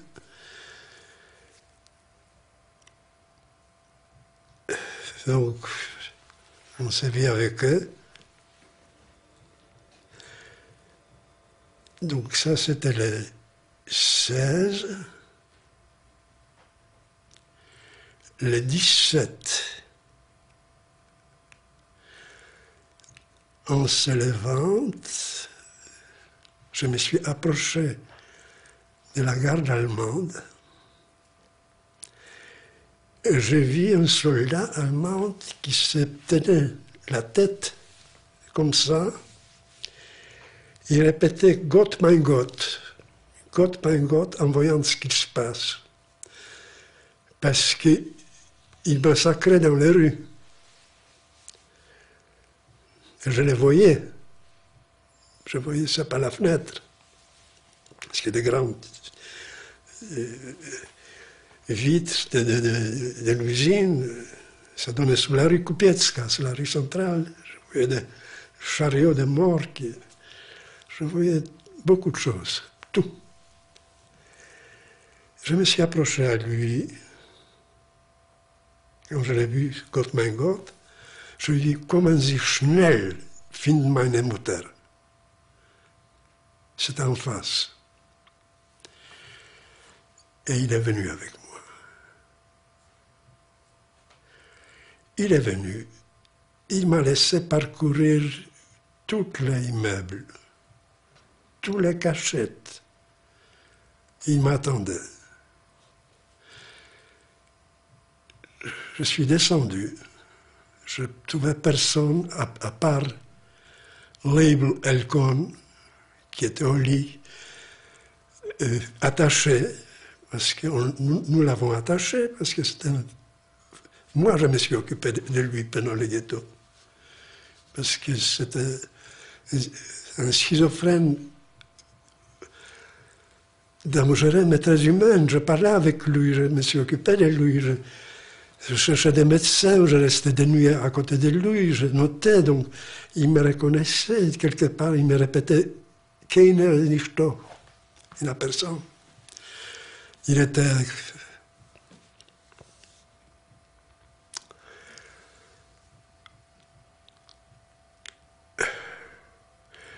Et donc je suis descendu, l'Allemand il était toujours là, il se prenait tout le temps la tête dans les mains, main goutte.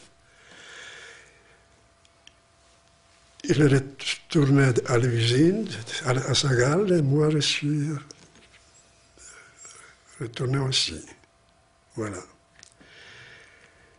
Et le lendemain, le 18, où je ne me trompe pas de date, c'est-à-dire le 17, il avait plusieurs SS qui sont venus nous scruter, comme du bétail. Et impeccables comme ils sont, tous avec cette grimace cynique qu'ils ont, tous. Ils sont sortis, ils sont revenus le lendemain, et ils ont commencé à trier 150 ouvriers spécialisés. Et ils ont pris les deux frères. Et Guina était avec moi. Il y avait un petit cordon. Ça s'est passé très vite. Et à la dernière minute, elle m'a dit « Vas-y !»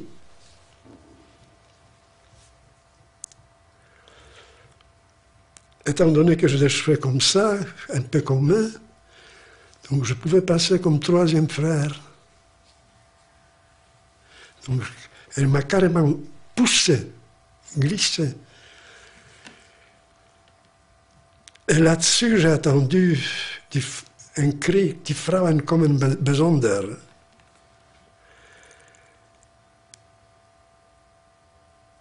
Et on a commencé à former, sortir, et je l'ai juste remarqué comme elle se jetait avec un couteau sur un Allemand. Ça, je l'ai bien dans la tête, ça. Le temps de quelque chose, vous savez, puisqu'ils ont tiré, C'était horrible, c'était horrible. C'était horrible de tous les côtés parce que vous traversez la rue entre des tirs, des cris, des hurlements, des cravaches. Et là, vous savez qu'est-ce que vous avez laissé derrière vous. Et nous arrivons au cimetière. Je vous ai dit tout à l'heure que c'était la période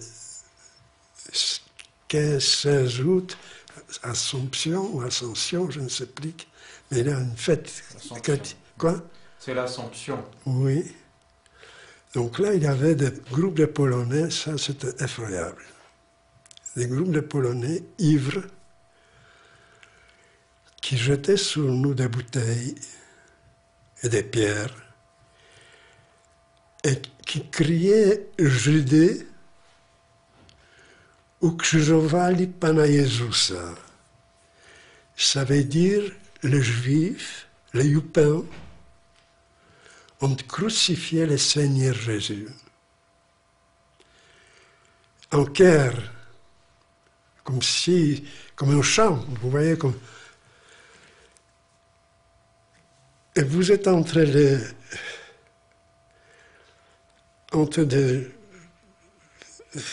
des chariots pleins de cadavres et des hommes qui sont debout et qui débarquent des cadavres, qui jettent et qui savent que dans un moment ils seront fusillés à leur tour parce qu'ils nous regardaient. Et nous les regardons aussi. Et on voyait ça. Et on nous pousse. C'était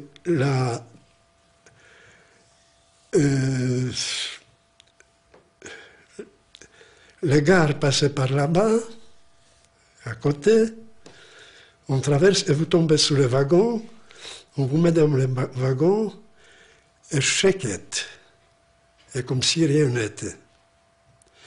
Et ça, et on était escortés là par des auxiliaires biélorusses qui ont participé probablement au massacre.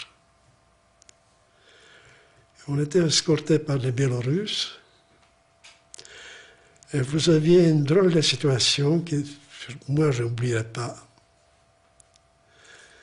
Brusquement, comme si rien n'était, on échange des cigarettes. Des coups se sont arrêtés. Chacun disait ouf. Et on nous débarque en prison de Grodno. Alors juste avant, que devient Guina à ce moment-là? Quoi? Que devient votre compagne? Mais ils l'ont tuée. Elle est tombée là. Il faut dire que dans cet épisode terrible, ce sont 60 à 80 000 hommes, femmes et enfants qui sont tués, d'après les historiens. Oui, oui. J'étais témoin de ça.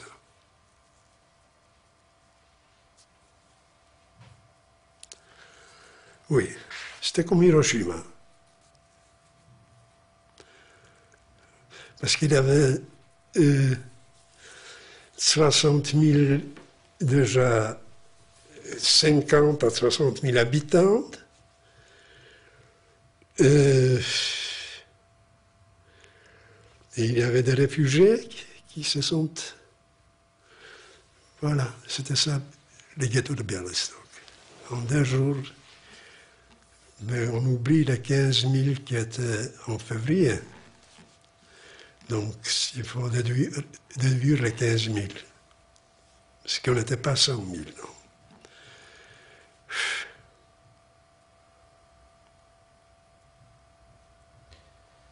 Donc, le train vous amène à Grodno. À Grodno, en prison de Grodno. On reste à Grodno. On avait dans la poche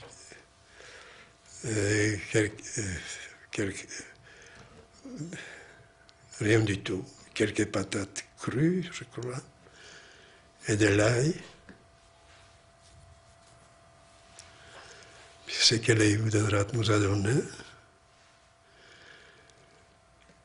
On reste 2 jours à Grodno.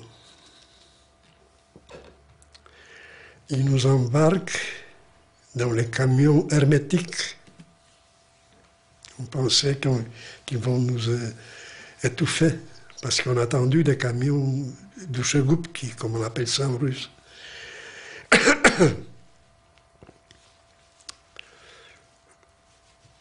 Donc, on nous transporte à l'aveugle, on ne sait pas où. Au milieu, ils s'arrêtent dans les champs et ils font la distribution de l'eau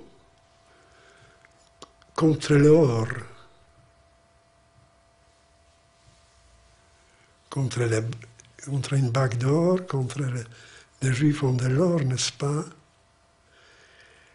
Et ils tuent sous nos yeux comme ça, en dehors de tout contexte or et l'eau. Ils tuent sous les yeux de leur fils ou mari la famille de Lenkovitzer. Il était ingénieur. Ils l'ont fait ça en vie, mais sa famille est fusillée.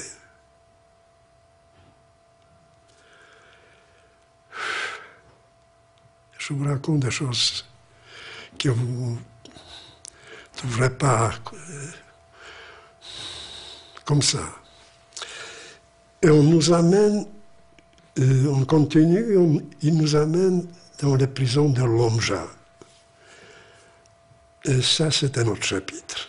Donc là, je vais me un tout petit peu, si vous permettez, Bien sûr. quelques minutes. Bien sûr, bien sûr.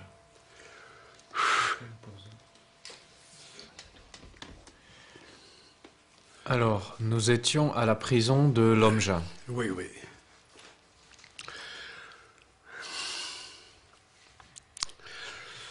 Donc, à la prison de Lomja, on parle, oui. Oui.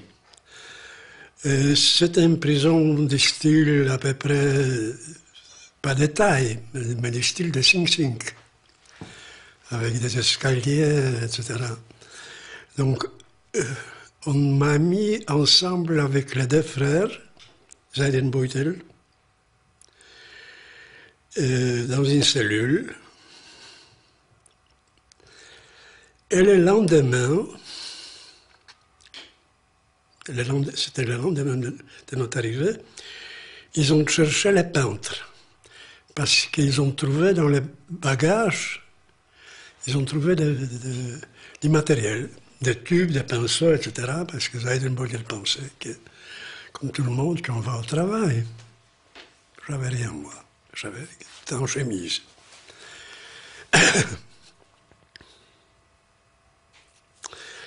Donc ils nous ont sortis de la cellule, finalement, puisqu'ils ont passé par toutes les prisons, cellule par cellule, pour trouver qui est le peintre. Donc c'était les frères.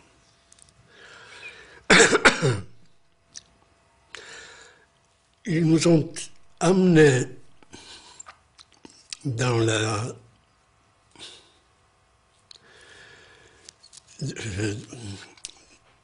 l'immeuble, ou dans la partie de la commandature, dans une pièce très éclairée.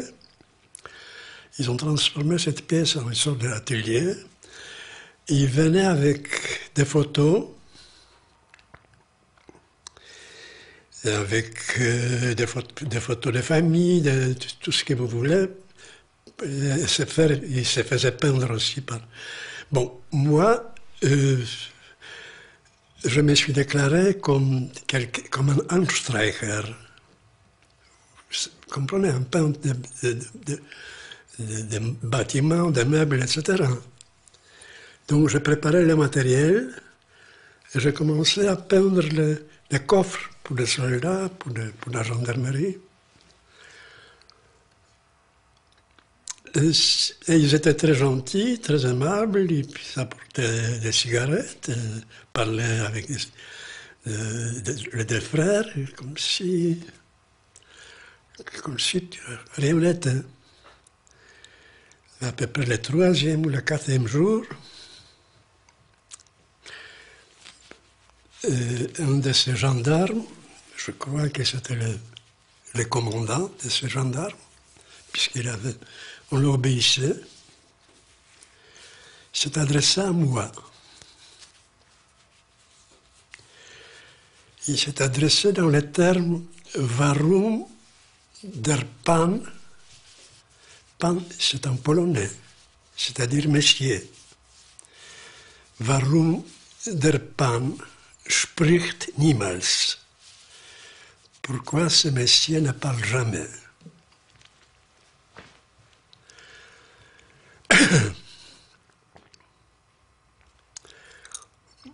Je ne savais pas quoi répondre. Mais finalement, je me suis levé. Et je commençais je répondais par des questions. Est-ce qu'il est au courant de où nous venons? Est-ce qu'il est au courant qu'est-ce que sont devenues nos femmes, nos mères? Est-ce qu'il peut nous donner une réponse? Comme ça. Les deux frères m'ont regardé comme si je les assassine.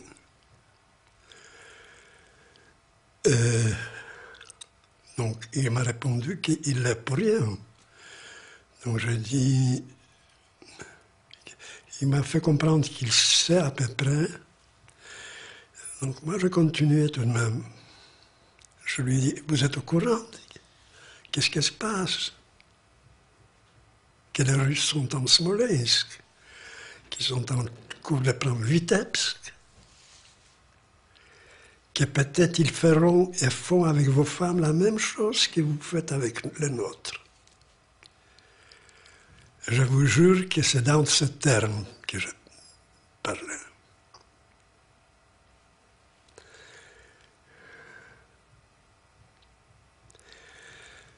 Je ne sais pas qu'est-ce qui s'est passé. Au lieu de me répondre, il a fait venir un bac à soupe, du pain, et il revenait de manière quotidienne à me parler. Comme ça, de tout.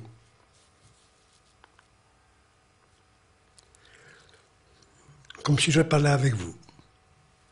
Mais c'est lui qui me posait des questions. Moi, je ne posais pas des questions. Sur la vie des Juifs, qu'est-ce qu'on faisait et comment?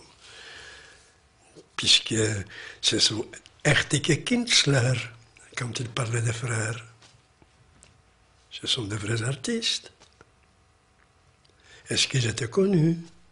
Est-ce qu'il y avait beaucoup? Comme ça.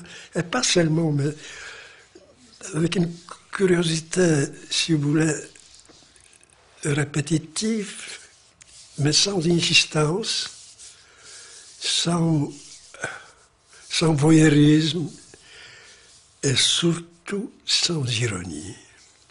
Sans ironie, sans moquerie, par des phrases détournées. Qu'est-ce que faisaient mes parents? De quelle ville? Est-ce que j'ai vécu toujours à Bialystok, etc., etc., etc. Et ça dirait pratiquement tout le temps.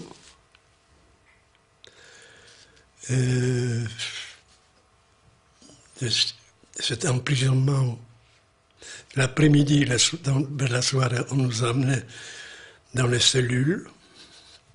Ça allait si loin qu'en me voyant, comme je vous ai dit, j'étais en chemise, et c'était octobre. C'était octobre, oui.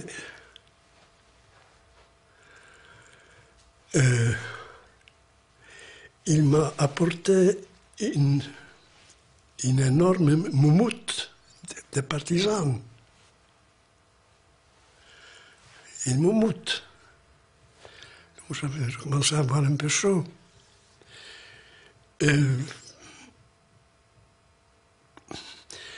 Ça dirait au-delà, je vous dirais, au-delà d'un épisode suivant.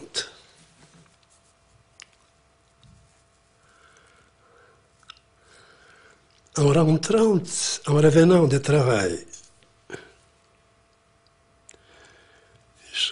dans cette Sing-Sing, en bas d'un escalier, j'ai remarqué, puisqu'ils étaient plusieurs gendarmes qui venaient chez nous, chacun avec des photos, soit ils posaient. C'était une grande, si vous voulez, un divertissement pour eux. La vie des gendarmes, vous savez, dans la prison. Donc, ils venaient avec des photos de filles, tout ce que vous voulez. Très joyeusement, etc. Je vois un de ces gendarmes frapper à mort un Polonais. Mais frapper à mort avec des nerfs de bœuf là, dans les coups. Le sang giclait. Je me suis arrêté et je demandais « Warum schlagen Sie ?» Pourquoi vous les battez? Donc il s'est jeté sur moi. Donc je lui ai dit « Schlagen Sie mich ?» Aber warum schlagen Sie ihn? Et il s'est arrêté. Il a relâché les Polonais. Bon, ça refroidit évidemment les relations entre moi et lui, mais ce qui s'est passé avec l'autre gendarme, ça continuait. Au point que, en découvrant que parmi un groupe de Juifs qui est venu de Augustovo, qu'on a amené de Augustovo, et je découvre ça aussi chez Hilberg. Il parle de ce groupe. Se trouvait l'ami de ma sœur. Oui. Donc, Viera. Donc, je demandais un jour qu'on lui amène dans sa cellule un bac de soupe supplémentaire et il l'a fait. Voilà. Le beau jour à Longchamp. Donc vers la fin novembre, je crois, ou mi-novembre, ou fin octobre, mi-novembre peut-être. Les Gestapo est venu avec les SS et ils nous ont fait venir tous dans la cour de prison et ils nous embarquaient à Stutthof. Voilà, comme vous voyez, je n'oublie pas un geste humain allemand.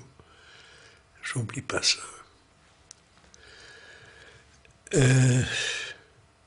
Voilà. J'ai une question. Vous avez évoqué votre sœur. Et peut-être est-ce l'occasion de préciser. Vous ne m'avez pas dit exactement ce qui lui était arrivé, ce qu'elle était devenue. Je pense qu'ils sont tombés dans le jour des 16 ou 17. Je ne peux pas vous dire plus, puisqu'on se cherchait. Je ne pense pas qu'elle est partie sur le Umschlagplatz. J'ai la conviction que non. Je suis revenu après à Bialystok, après la libération des possibles. Je travaillais pour rétablir les cimetières. On y reviendra à ça. Donc vous allez au camp de Stutthof et dans quelles circonstances? Vous êtes combien à y aller, par exemple? On est toujours autour de... Puisqu'il y avait ce groupe de Augustovo, il y avait quelques-uns qui ont été fusillés entre-temps. Je pense qu'on est toujours autour de 150 ou peut-être 160. Parce qu'il avait, ce groupe d'Augustovo était assez important. Voilà. Est-ce que vous pouvez me décrire ce camp? Qu'est-ce que vous voyez en arrivant? En arrivant, vous voyez des pavillons, un lac de cygnes, en arrivant. Mais dès que vous traversez, vous êtes cravaché et frappé en courant, avec des insultes von wo kommst du Mist? D'où viens-tu, ordure, n'est-ce pas? Von wo kommst du Mist? Ça, c'est Stutthof. Voilà. Avec nous, il y avait, en partant de Lomja, il y avait un père avec un fils, peut-être un garçon de 12 ans, 13 ans. Et les SS ne voulaient pas les laisser partir avec le père, ils voulaient les tuer sur place. Il les a tellement suppliés, tellement finalement, je crois que et le commandant de la gendarmerie Lassensi, quelque chose comme ça. Finalement, il est parti avec nous. Voilà ce qui s'est passé le premier jour à Stutthof. Des capos, ils étaient polonais. Stutthof près de Danzig. Voilà. À l'appel, en voyant ce garçon et son père, ils l'ont sorti du rang.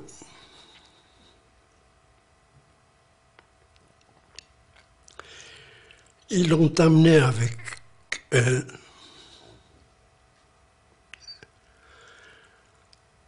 Ils l'ont violé. Ils l'ont amené dans les crématoires, vers les crématoires et dans les crématoires pour qu'il voie qu'est-ce que c'est.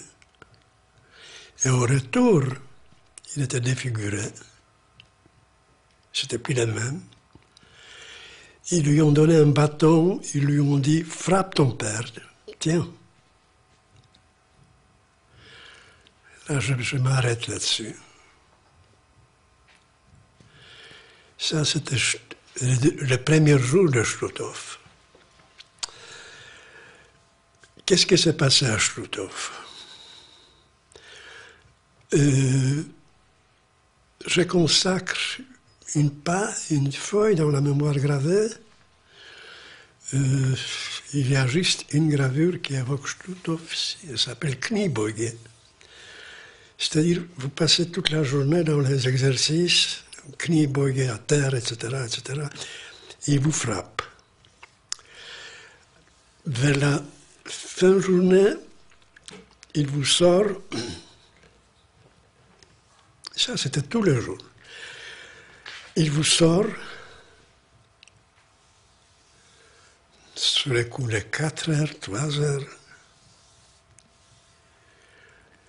il vous sort près du bois,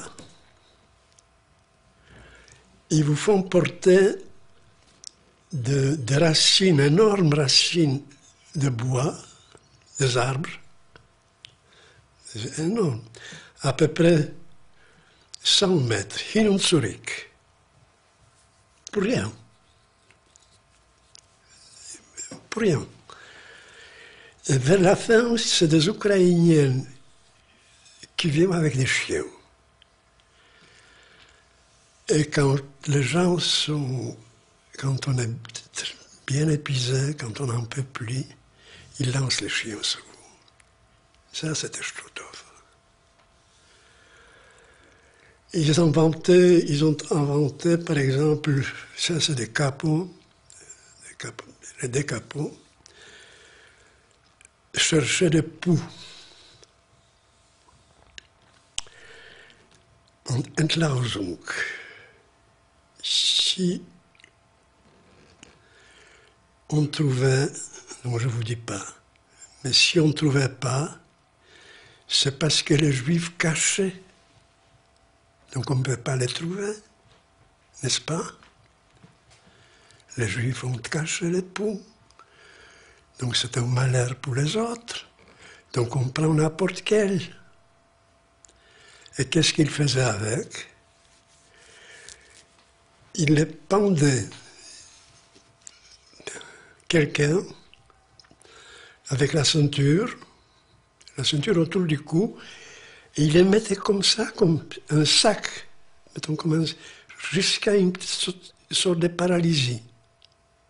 Et quand il est paralysé, on le lâche, il crève, sous les yeux de tout le monde.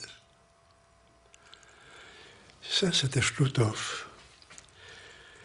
Étant donné que les Juifs sont sales, c'est connu, donc ça, c'était pour Weihnachten, pour Noël. Donc, ils nous mettaient nus dehors, et ils nous arrosaient avec de l'eau froide, glaciale. Et il a fallu, vous savez, des cris de Ernst Häftlinge. Vous comprenez qu'est-ce que c'est Ernst Häftlinge? Des détenus d'honneur.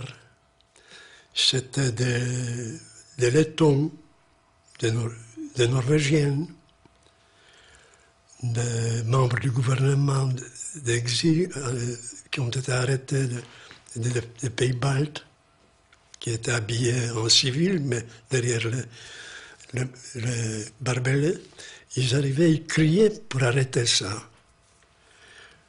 Voilà, donc je suis un de ceux que vous avez devant vous, là.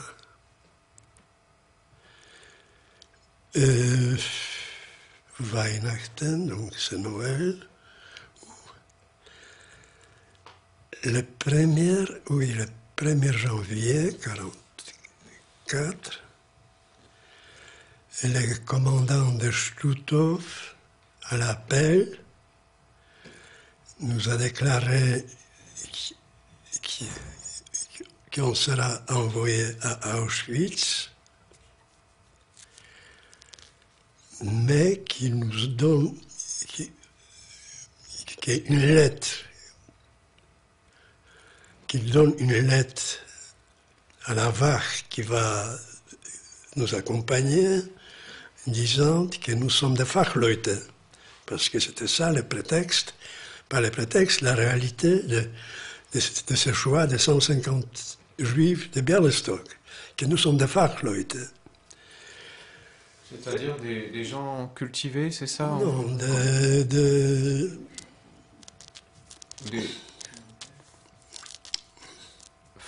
c'est Fahren, c'est des gens qui étaient capables de conduire ou non, Non. Fars, c'est des artisans. des artisans? Oui. C'est des artisans. D'accord, oui. C'est des artisans de Oui, bien différentes. Voilà, effectivement, il y avait parmi nous des Maurer, des Schlosser, des peintres, de ceci, tous.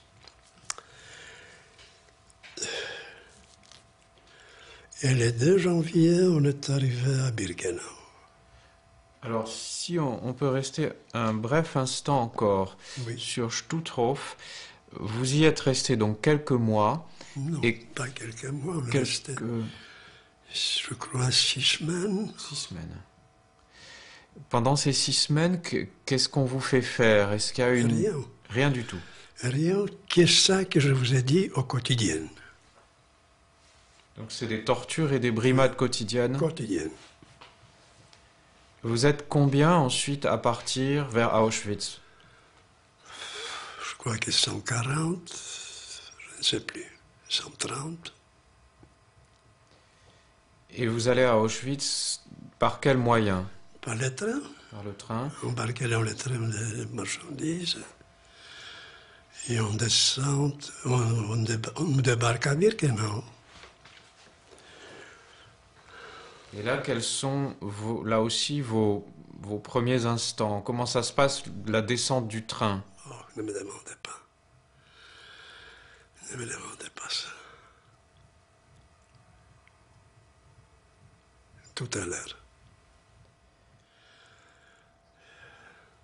Donc, est-ce que vous voulez parler maintenant des premières heures à Birkenau ou bien qu'est-ce qu'on fait? C'est vous qui... Une seconde, je vais reprendre le souffle. Oui, je vous en prie, je vous en prie. Vous savez, c'est une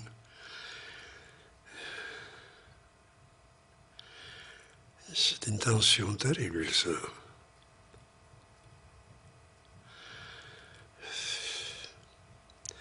Birkenau.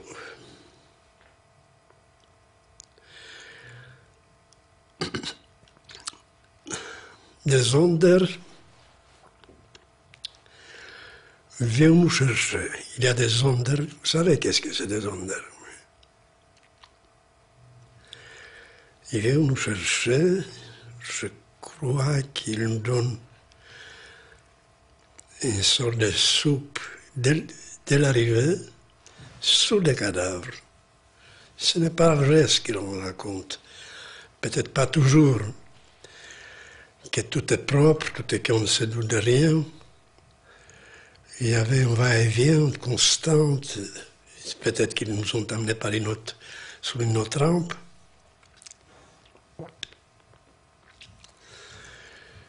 Sous des cadavres. Et après, un des sondeurs nous dit, on vous amène, vous avez la chance. On vous amène dans les Effektenkammer. Vous savez qu'est-ce que c'est, l'Effektenkammer? Est-ce que c'est... Des affaires, là. C'est-à-dire que vous n'êtes pas gazé tout de suite. C'est le lieu où il y a les effets personnels, c'est ça? Où il y a des effets quelconques, pas personnels, surtout pas personnels.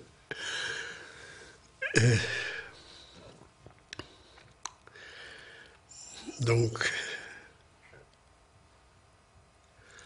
on est déshabillé, on lâche tout, on nous rase, on nous tatue,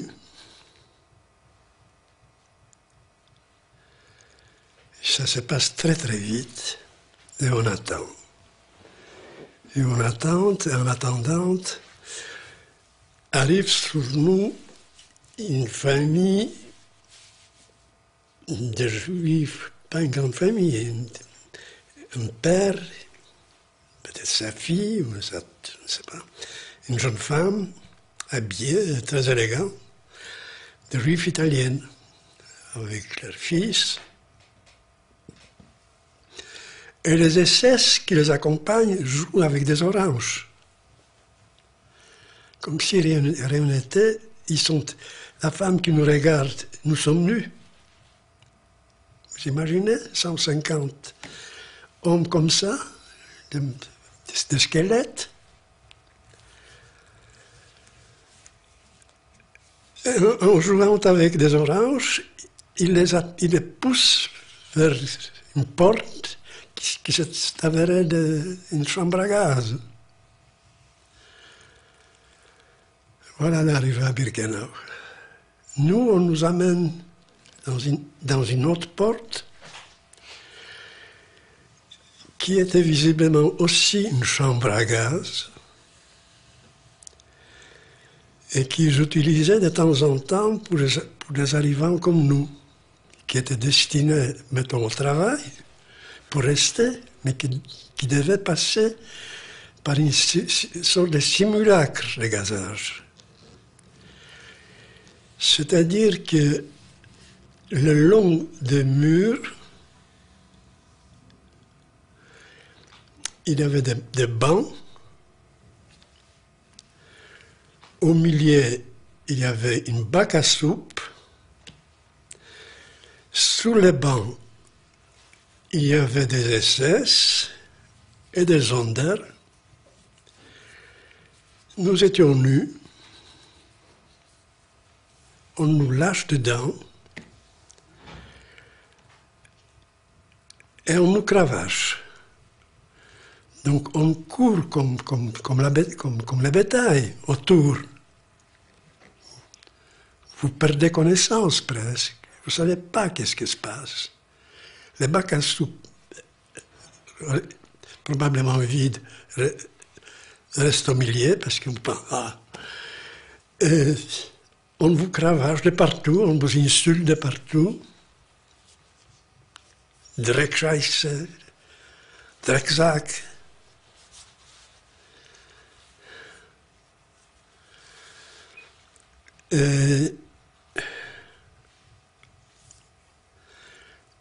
Au bout de je ne sais pas combien de temps, peut-être une demi-heure, peut-être plus, peut-être moins, je ne peux pas vous dire, je ne me rappelle pas, cette folie. On nous met à côté sous les douches, on nous met dans les effects de Birkenau avec des numéros.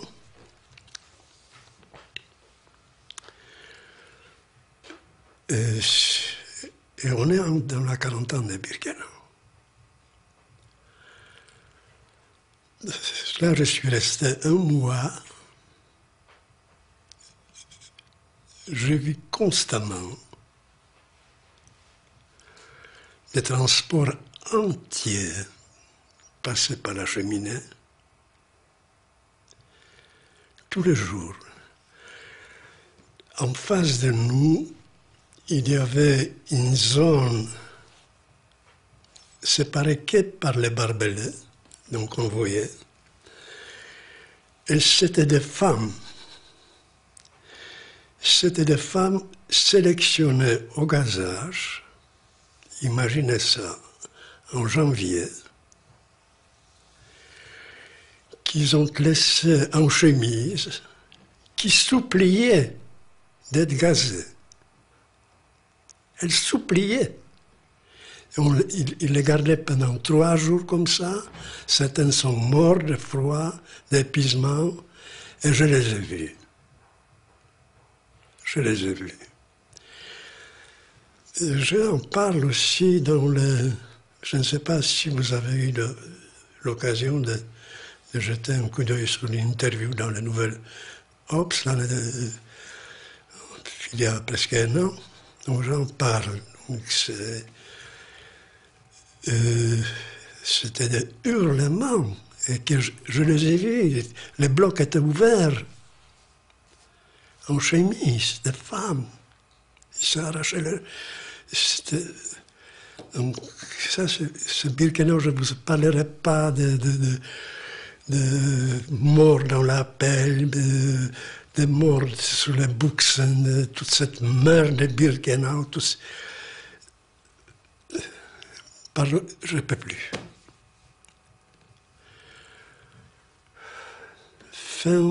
Début,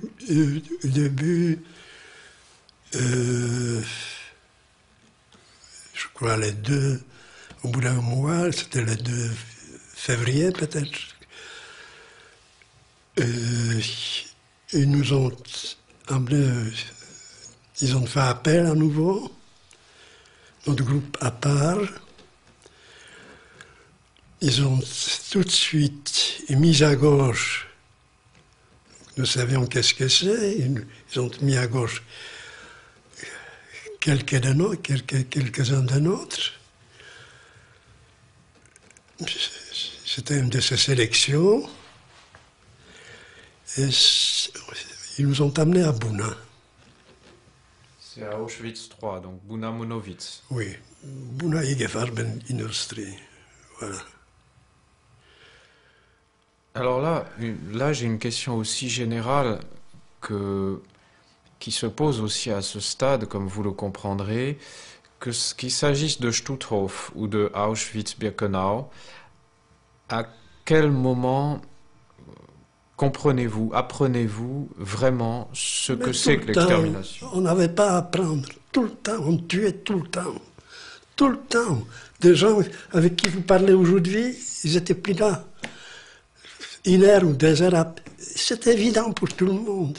Vous avez les fumées tout le temps, vous respirez la mort. Vous respirez les cadavres. J'ai tout le temps, c'est tout le temps.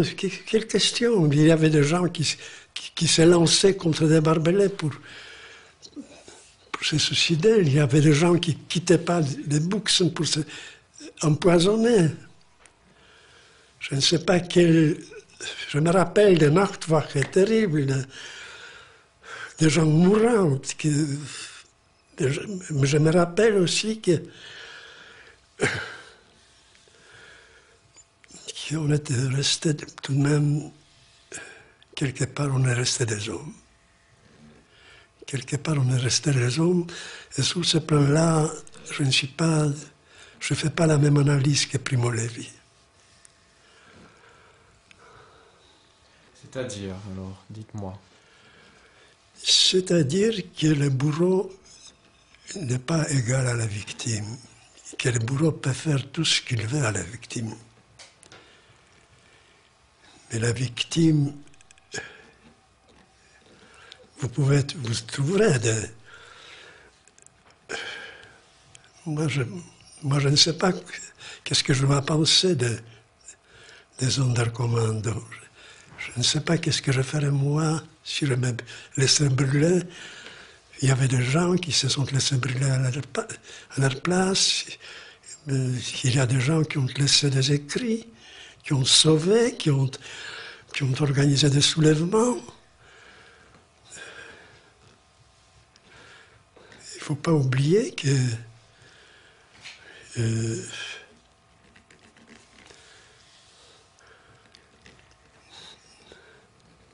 la pourriture qui a détruit, qui a contribué à la destruction du ghetto de Varsovie, elle n'était pas omniprésente. Et c'était elle venait surtout je dis surtout parce que c'était pas uniquement, surtout des convertis, de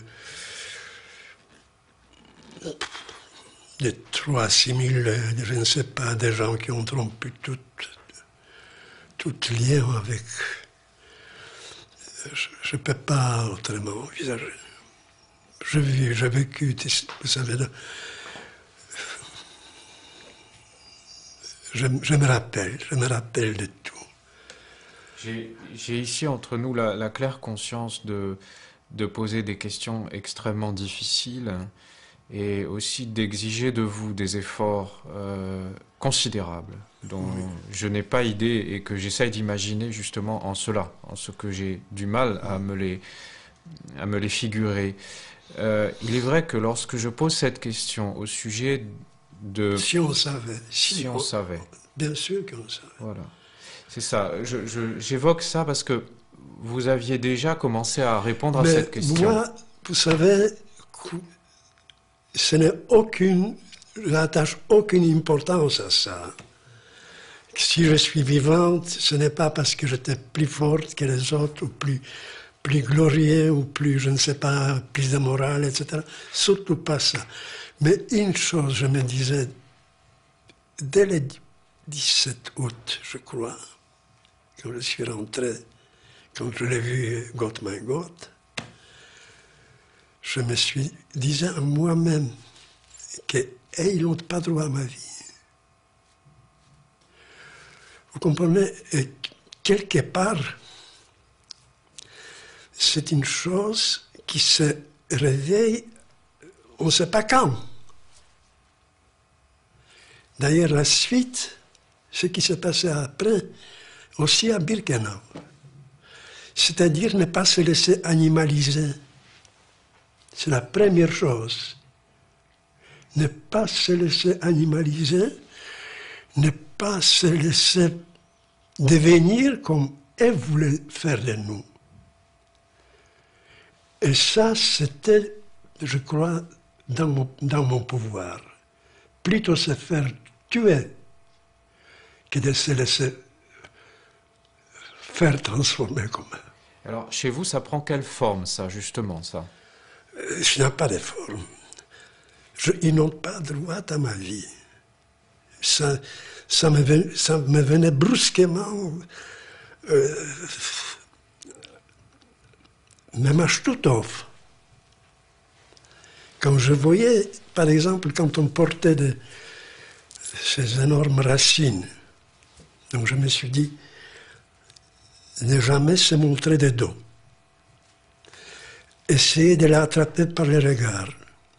Se mettre toujours de face. C'est très risqué. Il peut vous abattre tout de suite parce que il peut les ressentir tout de suite comme une provocation. Tout de suite. Mais si je baisse les yeux, je suis perdu. Je ne sais pas, c'est instinctif. C'était instinctif. Je ne peux pas vous dire plus que ça. Ce n'est pas une conception conceptuelle, je ne sais pas quoi. Non, puisque la manière comme je parlais à l'homme avec, il aurait pu me tuer tout de suite. Parce que les Russes feront peut-être la même chose avec vous, c'est vous faites avec nous. Les frères la nuit, voulaient me tuer dans la cellule.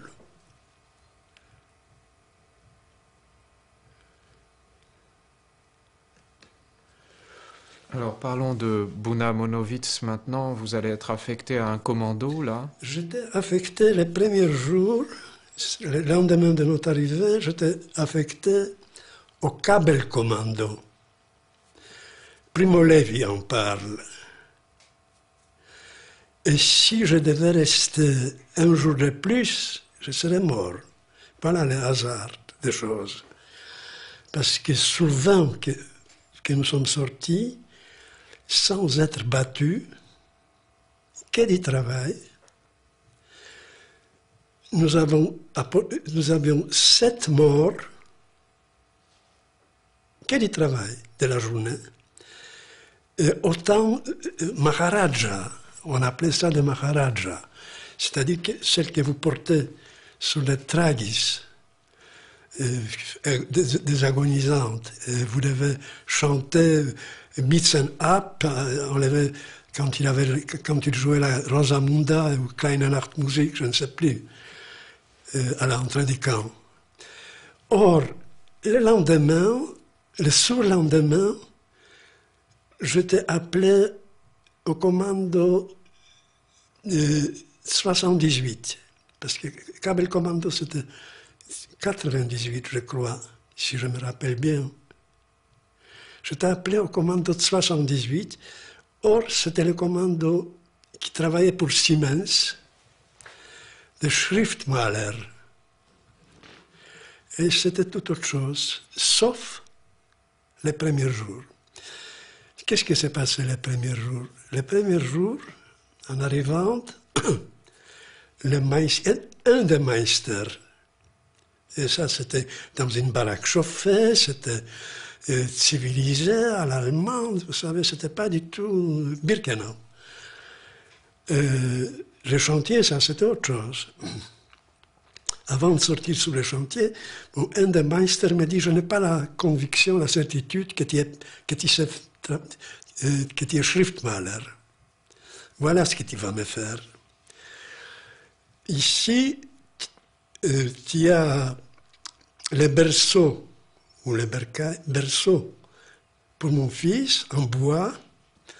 Je te donne la Seidefarbe, la couleur au soie. Si tu me laisses pas de traces de pinceau, tu restes avec nous. Sinon, tu vois par la fenêtre, das Himmelkommando, le film de Birkenau. Tu vois ça? C'est ça. Vous me demandez si on savait. C'était le langage quotidien là-bas. C'était le premier. J'arrive, je l'ai fait. Et je commence à travailler, mais ça n'a pas empêché un Vorarbeiter juif allemand de me dénoncer, de me saboter, puisque ça, c'était quelqu'un de primo... de ce type, genre de type qui se vantait, nous des Allemands, etc. Qu'est-ce qui s'est passé? Il m'a vu en hiver enfiler dans les sortes de boots, ou boots, c'était pas des chaussures, enfiler des journaux pour ne pas avoir froid. Ah, il m'a dit, mais il avait raison. Tu te réjouis, les Russes avancent. Tu vas les montrer dans les camps. Tu es un bolchevique. Parce qu'il m'attendait parfois à discuter. Tu es un bolchevique. Tu verras. Notre aviation en été reprendra. Et il m'a dénoncé pour être pendu à la Schreibstube, au politische Abteilung. Des camarades qui travaillaient là-bas, quand ils ont vu ça, ils ont substitué les papiers. Ils m'ont averti. Voilà l'autre hasard de ma survie, de Buna. Alors vous avez évoqué les Sonderkommando tout à l'heure. Oui. Il y a eu une révolte du Sonderkommando de Auschwitz en octobre 1944. Est-ce que vous étiez encore à Auschwitz, à Buna Monowitz à cette époque? Est-ce que vous entendez parler de ce qui se passe dans le camp? Non. D'une manière générale, quelles informations circulaient dans le camp sur ce qui se passait dans le monde? Je vous dirais, vous savez, je pense que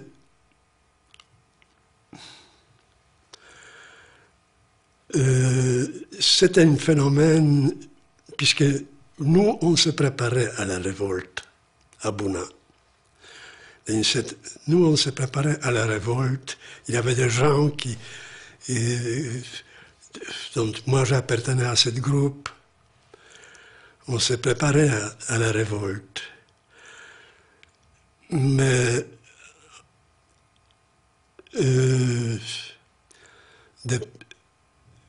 des prominenten, des politici, empêchaient tout mouvement. C'est-à-dire les Allemands des politici Häftlinge. Et aussi ceux qui se disaient comme des cadres qui seront, dont on aura besoin pour l'histoire. Ils ont empêché toute volonté de révolte, toute petite organisation. Moi, j'étais exclu d'un groupe étant accusé d'être trotskiste, ultra-trotskiste, qui cherchait la révolte, etc. Voilà, donc moi et un autre, Elievitch, un ancien de l'Espagne. Donc, on s'est préparé à ça. Donc, et finalement, il n'y avait pas de révolte à Buna. Et les quelques dizaines de personnes, ou peut-être une centaine de rescapés de Buna, dont Primo Levi, ils se sont réfugiés dans le revier, dans la Krankenstube. Et ils étaient sauvés. Mais les autres, vous savez, les 18, tout est parti. Et alors, pour le reste, vous mentionnez des noms, là, à nouveau. Quels étaient les gens dont vous étiez proche? Comment se font les affaires? Arno Stauber, c'est une des premières personnes que j'étais très proche. Très proche dès les premiers jours à Buna. C'est un juif tchèque, un homme formidable, qui, après la guerre, je l'ai trouvé à Prague. Il était le substitut de délégué tchèque à l'ONU dans les premières années, mais très vite il était jugé dans les procès de Slansky et écarté. Il n'était pas fusillé, mais j'ai perdu toute trace de lui. Donc il y avait lui, il y avait Adi Koenig, un juif allemand très bien, très bien, contrairement à Alfred, mais vraiment bien. Il y avait des juifs, des grecs, Moritz, et encore une autre, j'ai oublié le nom, puisqu'il chantait tout le temps, mais des bons ouvriers, Il y avait un Français, un gaulliste, mais il y avait les quelques copains de Białystok que je croisais sur des autres commandos. Et il y avait Primo Levi, et pas Primo Levi, mais Elie Wiesel que je croisais comme garçon à l'époque, et que j'ai découvert que c'est lui. Et je l'ai découvert dans la nuit, et je lui ai écrit, et je lui ai appelé une phrase qu'il répétait tout le temps quand il me voyait « Kici kenyere mamo » en hongrois. Je lui ai appelé ça dans la lettre que je lui ai écrite et qu'il m'a répondu. Bon, on devait se voir. Ça veut dire on a très peu de pain aujourd'hui. À chaque fois, parce que nos commandos se côtoyaient, c'était lui. Donc, et il y avait quelques personnes de Białystok, Kremer, Ostroburski, Bojarski, Meischl, Nowokolski.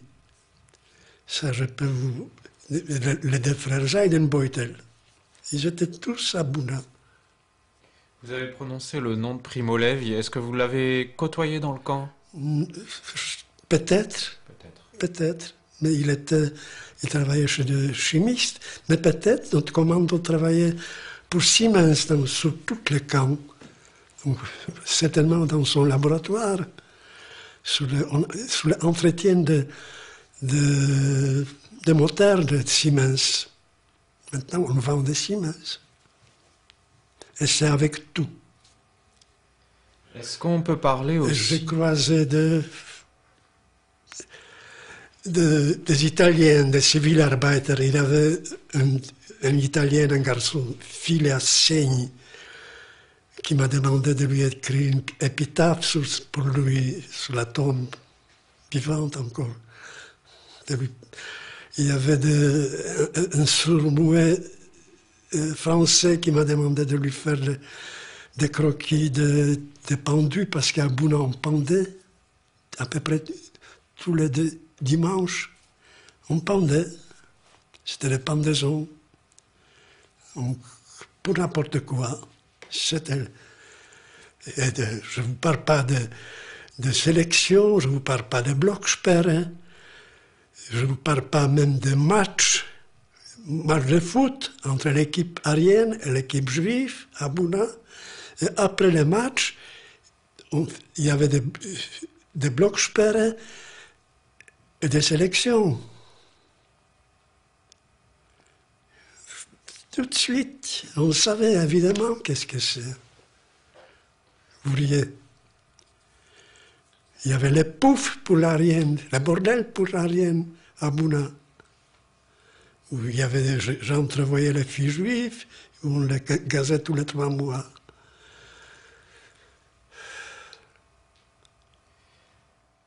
Est-ce qu'on peut aussi évoquer le rythme du travail, la vie, l'alimentation? L'alimentation, écoutez, sous ce commando où j'étais, je tenais le coup. Je ne suis pas doué pour organiser quelque chose par-ci. Non, je tenais le coup, mais des gens tombaient comme des mouches. Des transports entiers de Hongrie. Au bout d'une semaine, c'était des cadavres. Vous vous rendez compte?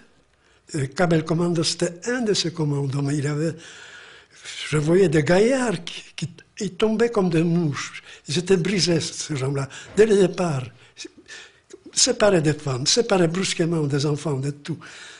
C'est fini, l'homme n'existe plus. C'est fini, ça. Qui venait d'un certain équilibre matériel de la belle Hongrie, du miel hongrois, etc. C'était pas nous qui venons de la misère la plus profonde, qui ont été plus ou moins habitués finalement on s'est passé et ils venaient d'un bien-être. Alors combien de temps ça dure ce travail à Bouna Monowitz? Mais jusqu'au 18 janvier.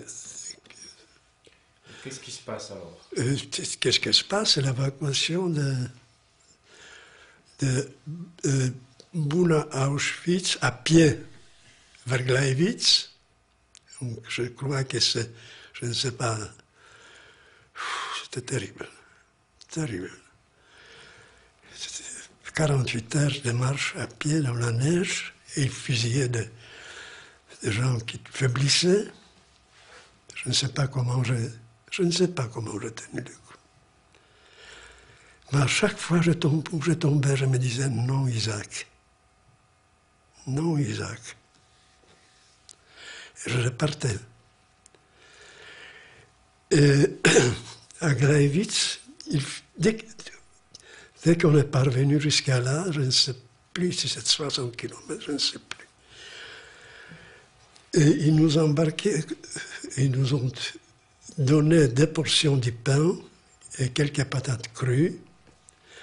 Et j'étais avec les frères Zeidenbeutel, plus ou moins tout le temps très proches, et pas éloignés des autres groupes de Bialystok. Mais quand on est monté dans les wagons, on a ramassé quelques chiffons, parce que les wagons, ils n'avaient rien. C'était des wagons ouverts, à charbon, ouverts en hiver. Imaginez ça.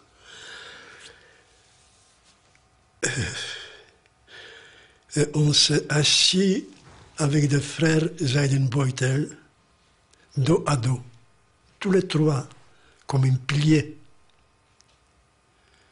Vous comprenez? Pour que si quelqu'un s'endort ou perd conscience, pour ne pas se retrouver sous des cadavres ou sous les cadavres. C'était ça. Et c'était ça aussi, une sorte de conscience, si vous voulez, éveillée à tout un... En tout cas, je peux parler pour moi. Et pour elle aussi. On s'est dit, voilà, on est collés, parce qu'il faisait un froid terrible. On était à peu près 20 000 au départ, parce que c'était Buna, Auschwitz, Birkenau, et des petits camps. Donc, seulement de Buna, on était 11 000, oui. En tout, il y avait 20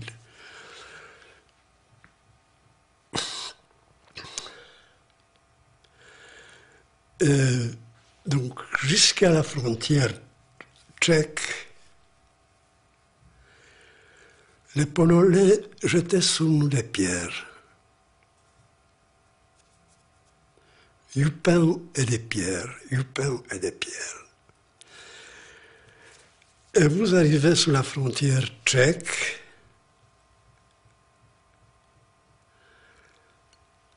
et ce n'est plus du pain et des pierres,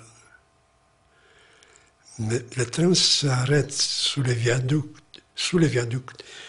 de Moravská Ostrava, et les Tchèques accourent, oui, ils sont accourus, et ils jettent tout ce qu'ils avaient dans les trains.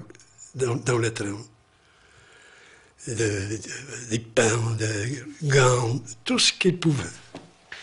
Et des Allemands tiraient sur eux, et ils continuaient à jeter.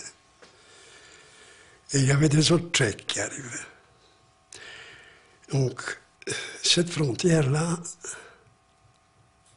c'est une frontière de l'humanité que je n'oublierai jamais. Parce que c'est une chose qui se répéta.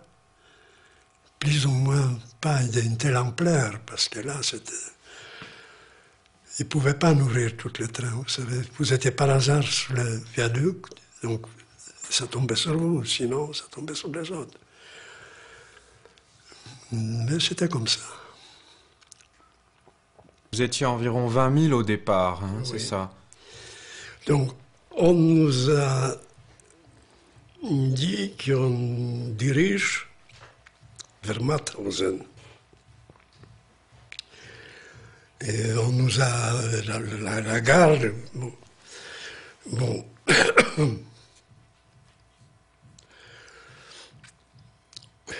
Et on jetait des cadavres, comme des blocs de glace, sur la route.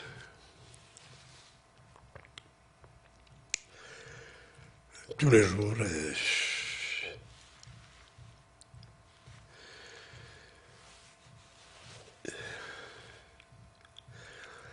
Et en arrivant, c'était, je ne sais pas, à peu près au 7e jour, 5e jour, je ne peux pas vous dire exactement, à l'hôtel de Mauthausen.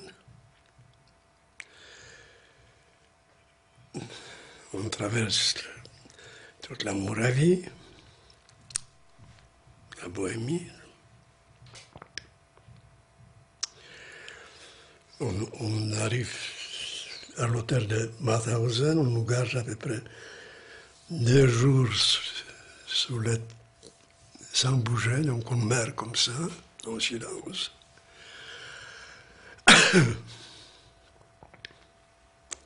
On mange la neige.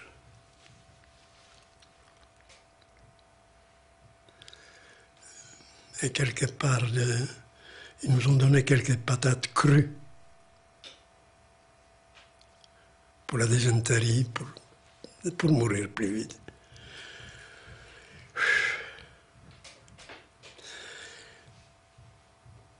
Et j'ai aperçu un père qui tenait son garçon dans les bras et qui suppliait les SS de le tuer. Ça c'était sous mes yeux. Qui suppliait parce qu'il n'en pouvait plus. Donc il lui a dit de descendre. Le SS, il s'amusait avec une Allemande. Ils se tripotaient tous les deux. C'était appuyé sur le wagon. Et ils rigolaient. Donc ils sont descendus. Et il a tiré, il les a tués. Ils ont continué à rigoler. Et c'était comme ça.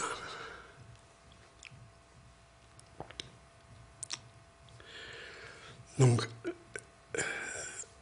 le train repartait et il se vidait. Il se vidait.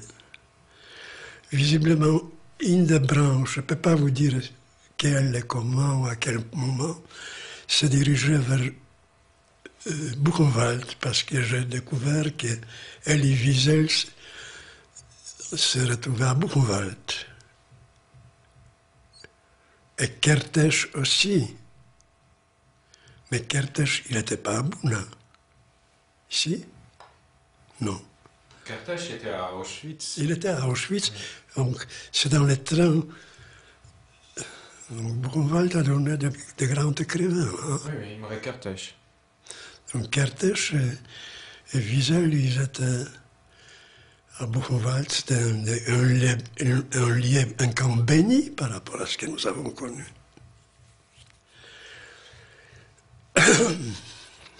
Donc je ne peux pas vous dire à quel moment une branche, un wagon ou des wagons ont été dirigés vers là-bas. On ne savait rien. Donc, Mauthausen a refusé. Au bout de 2 jours, le train a recommencé, bougé.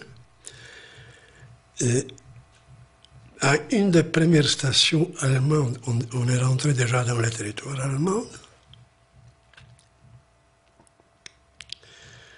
Et la Wehrmacht, qui revenait du front, a croisé notre train et ils nous menaçaient de grenades. Ils nous menaçaient de grenades, là.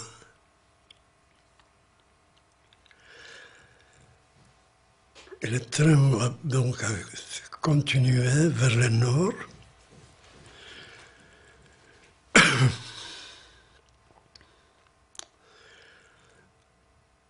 On traversait Berlin.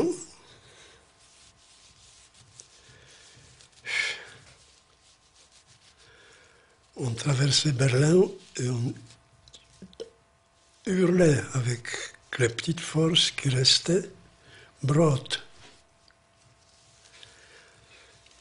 Et on est arrivé comme ça, au bout de 13 jours, on est arrivé à Sachsenhausen. C'est ce camp au nord de Berlin. Hein. C'était au nord de Berlin, oui. C'était au nord de Berlin. On était, je ne sais pas s'il y avait des 1000, c'est 1000. Il y avait très peu de survivants. Et on est resté. J'étais déjà inconscient presque de tout ce qui s'est passé, donc je n'ai pas de grands souvenirs de Sachsenhausen. Il ne s'est passé rien, on traînait. Au bout de 3 semaines, je crois. On nous a à nouveau embarqués sur un train où on devait changer les trains sur une gare. Et c'est pendant cet échange de gare, en courante,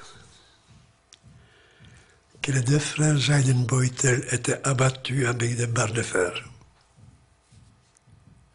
par des Allemands.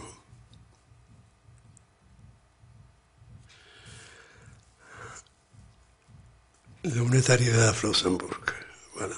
Ça, c'est quelle époque à peu près, vous savez? Quoi? C'est à peu près quelle époque dans...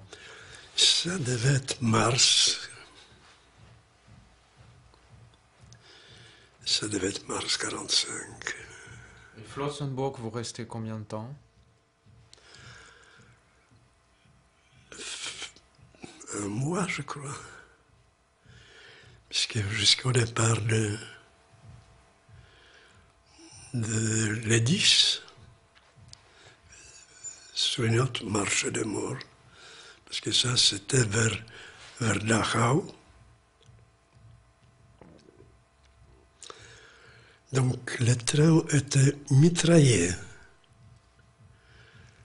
par les Alliés. On est parti le 10. Le 10 avril, hein? Le 10 avril.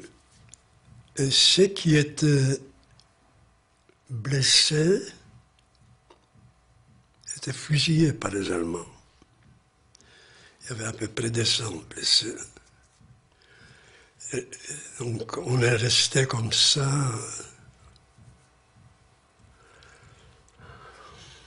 sous les rails, ou sur une petite herbe, là où on a fusillé des blessés. Je crois qu'il y a des jours à peu près. On mangeait l'herbe.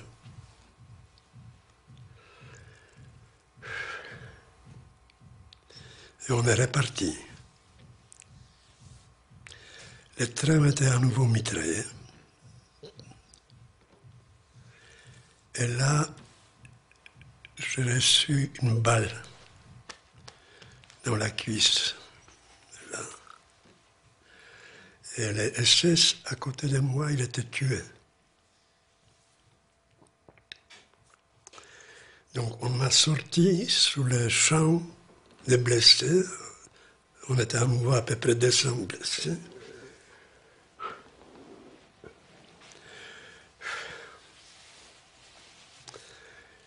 Et là, en voyant qu'est-ce qui se prépare, là je vous rappelle, cette seconde ou les instants où vous oubliez qu'est-ce que vous êtes, où vous êtes. Je demandais au Volkssturm qui était à côté, qui nous encercle, puisqu'on était encerclés par des Volkssturm et par des SS. Je demandais comme ça, à 4 pattes, ce qu'elle ne pouvait pas bouger. Je demandais, wir wurden hier erschossen. Nous serons ici fusillés. Et il m'a répondu, ich erschieße niemand. Que moi, je fusille personne. À nouveau, vous avez une réponse, n'est-ce pas? Donc, sous les yeux des Allemands, j'ai commencé à ramper sous les travers des chemins de fer, à 4 pattes.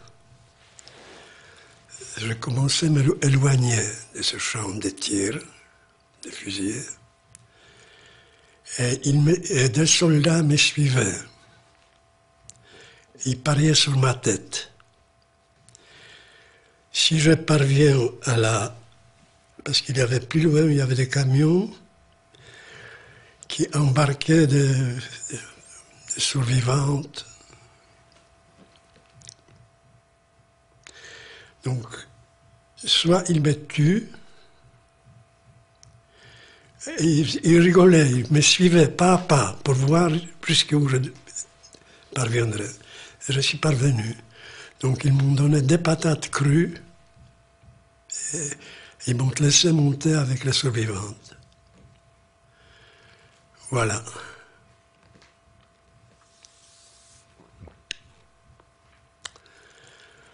Et les survivantes, ce n'est pas fini. Ce n'est pas fini, cette histoire. C'est les survivantes, ils ont disloqué dans les différentes granges.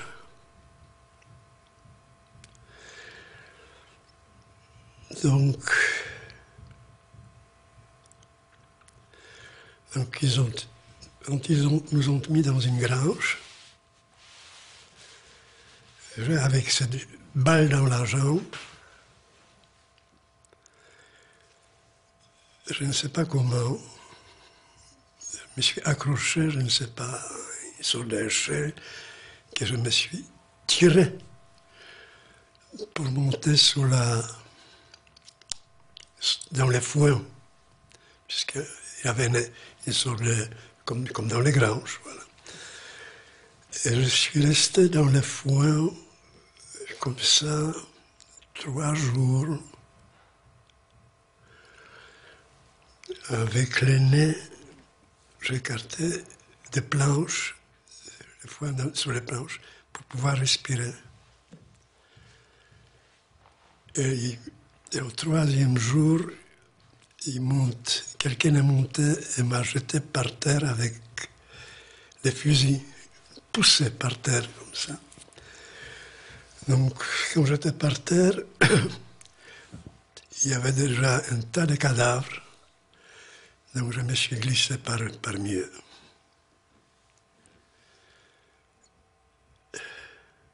Quelqu'un a essayé de m'enlever le pantalon, où je lui ai donné un coup de pied avec l'autre pied.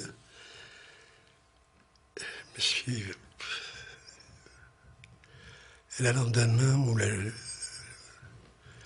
c'était des Roumains qui nous ont gardés. Alors, les Allemands sont partis. Et le lendemain, c'est des Américains qui m'ont trouvé comme ça. Et mis dans un hôpital où je suis resté 6 semaines. Voilà.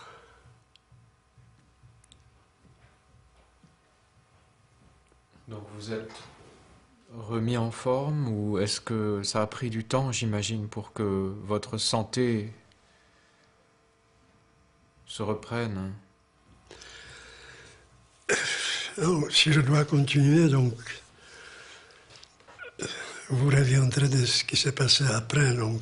En fait, en effet, peut-être on pourrait consacrer quelques minutes maintenant pour terminer à ce qui se passe après, et aux conditions dans lesquelles vous allez sortir de cette expérience abyssale.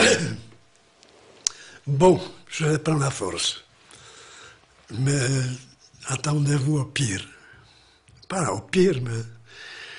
Donc, dès que j'ai commencé à marcher, j'ai demandé à la garde américaine de m'amener vers la commandature soviétique pour me ramener à Bialystok. Parce que Bialystok se trouvait sur leur territoire, sur leur pouvoir. Et c'était la première chose que je voulais. Donc ils m'ont dit très bien, mais tu reviens dans 2-3 jours. Et ils m'ont mis avec 300 ou 3000 ex-prisonniers soviétiques dans un camp près de České Budějovice. Je serai très bref là, mais ça doit rentrer dans l'histoire. en České Budějovice, près de České Budějovice, où on nous a entourés par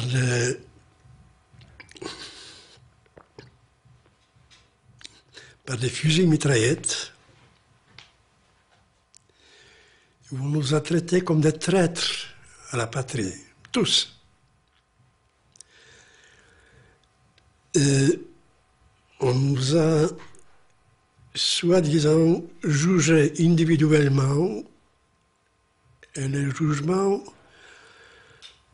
tout de suite, c'était « vous êtes des traîtres puisque vous vivez ». Le jugement était comme ça. Ton nom et ta famille, etc., tu t'appelles comment? Isaac Zelniker. C'est-à-dire que tu es juif. Oui, je suis juif. Comment ça, puisqu'on a tué tous les juifs et tu es restée vivante? Je ne sais pas, je dis. Je ne sais pas comment je suis restée vivante. Mais nous savons, tu es un traître. Sinon, tu ne seras pas vivante. 10 ans. Et c'était exactement pareil pour tous les ex-prisonniers soviétiques. Des soldats des fronts qui étaient pris dans le pire encerclement, dont ce n'était pas eux qui étaient coupables, mais les généraux. Donc, ils nous ont déclaré, après, je ne rentre pas dans les petits détails des relations, etc., parce que j'étais le seul juif. Mais avec des Russes, ça s'est passé très bien.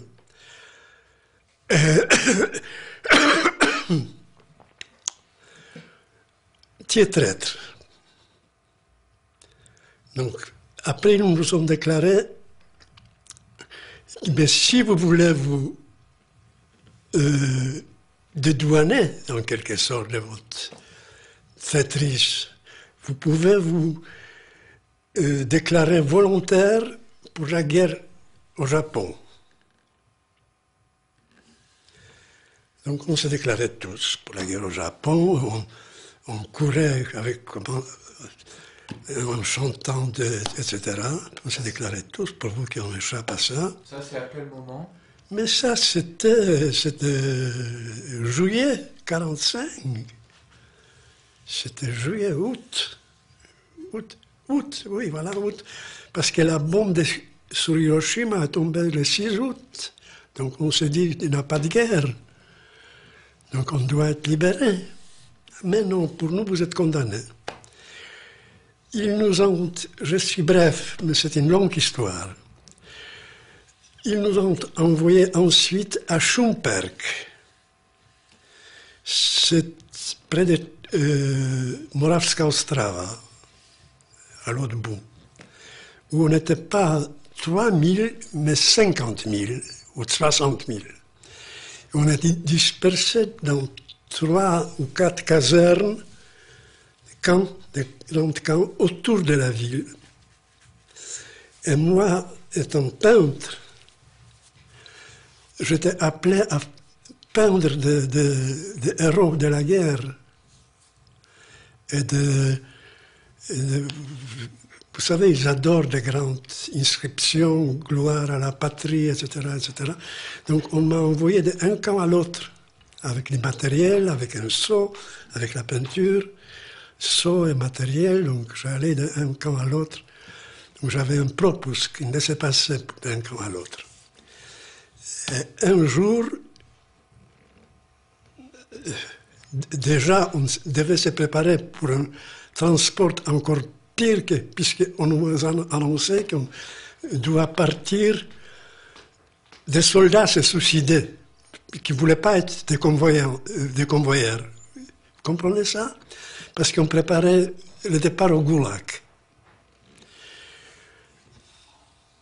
Là-dessus, j'ai croisé, en passant comme ça dans la ville, j'ai croisé des filles juives. Comme ça, un croisement de rue. Et ils m'ont dit, Amchou, qui est des nôtres. Vous comprenez ce mot? Je dis oui. Donc, et ils m'ont lâché leur adresse. Donc, le lendemain, j'ai proposé à quelques copains russes qui ont essayé une évasion. Et ils ont refusé. Ils m'ont dit, tu es juif, tu connais des langues, mais nous, on est perdus à vie. Pour nous, il n'y a pas d'issue. Il faut connaître, vous savez, le fatalisme russe. Une masse de 60 000. Et c'était comme ça. J'ai pris mon matériel, je suis sorti. Ils m'ont indiqué la rue. Je suis allé chez eux. Elles m'ont déguisé en femme. Elles m'ont amené à la gare. Elles m'ont dit où est-ce que je dois descendre. Ne rien demander à personne.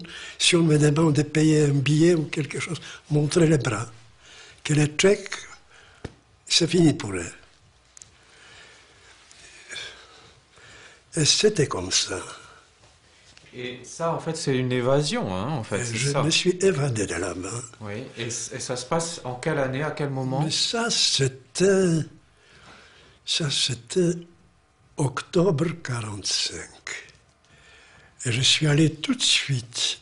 Ils m'ont dit quel tramway je dois prendre. Ils m'ont dit où est-ce que je dois débarquer. Je débarqué à Masarykovi Domy. La maison de Masaryk, c'est des maisons des hôpitaux de Masaryk.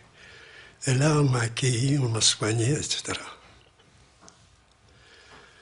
Et après cette époque, Après cette époque, je suis en décembre. Je suis retourné à Bialystok. Je me suis mis avec des copains qui sont revenus, des noms que je vous ai cités. Ceux-là sont revenus. La première chose qu'on a fait, s'est occupé des cimetières, qu'on a mis des tombes. Il y avait des tombes communes, oui. Et j'ai écrit des noms. Chacun apportait ses noms, et j'ai écrit des noms de disparus, etc. Pour restituer, pour faire ce qu'on pouvait faire. Et je suis reparti clandestinement à Prague en janvier 46. 1946. Et je commence un peu à travailler. J'ai retrouvé Arno Stauber. Et je me suis inscrit pour des études. Et là, vous avez fait des études de quoi? La peinture. Alors justement, est-ce que vous accepteriez que nous consacrions maintenant quelques minutes à cette partie-là de votre vie, à la peinture? Est-ce que vous en êtes d'accord? Mais rapidement. D'accord. Parce que en vous écoutant, bien sûr, à plusieurs étapes, à plusieurs époques, j'ai décelé que la peinture avait joué un rôle très important dans votre vie jusqu'à cette époque de Prague et de 1946 où vous commencez vraiment à étudier la peinture. C'est déjà votre vie. En quoi la peinture... Ma première toile était faite fin 1946. Elle se trouve à Yervachem. Elle évoque l'homme à l'étoile.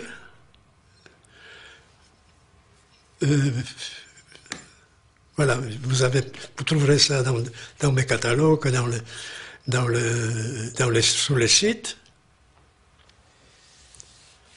Parce que même avant cette première toile, L'homme à l'étoile, 1946, vous peignez, vous me l'avez dit, vous avez réalisé des croquis, par exemple, à Bouna pour des détenus.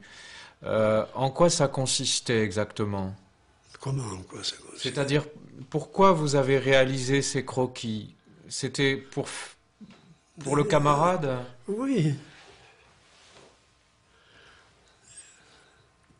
C'est-à-dire vos aptitudes pour la peinture étaient un moyen d'échange, de communication, de soutien moral? Mais je vivais quelque part avec. J'ai commencé à peindre déjà à la fin de chez Korczak, comme je parlais des décors pour la guerre. Je voulais être sculpteur, je cherchais les pierres sous le cimetière en 38, 39. J'ai rencontré Nathan Rapaport qui s'est avéré qu'il fera après le monument de Ghetto de Varsovie. Quand on remonte dans votre vie, dans votre jeunesse, dans votre enfance aussi, est-ce que le désir de peindre, à quel moment apparaît-il? Probablement très tôt, mais comme j'ai beaucoup d'enfants, je ne peux pas me dire très tôt. Et qu'est-ce que vous faisiez, qu'est-ce que vous réalisiez comme travaux de dessin ou de peinture à ce moment-là? Je ne peux pas parler de réalisation. N'importe quel enfant dessine. S'il ne continue pas, ce sont des écoles qui le détruisent. L'enfant, son premier langage, c'est le dessin, c'est le signe. S'il n'est pas dénaturé, donc il aurait continué. Et lorsque, à Prague, en 1946, vous décidez d'étudier, donc oui, d'en faire vraiment le sens profond de votre existence, j'essaye de lier ça. Hein. Est-ce que ce mouvement auquel vous obéissez est aussi lié à la déportation? Et comment? Mais c'est un langage. C'est un langage, mes premières toiles traitent de ça. Mais pour moi, je ne pensais pas à un avenir historique, mais c'était pour moi, ça faisait partie de moi. D'ailleurs, les toiles,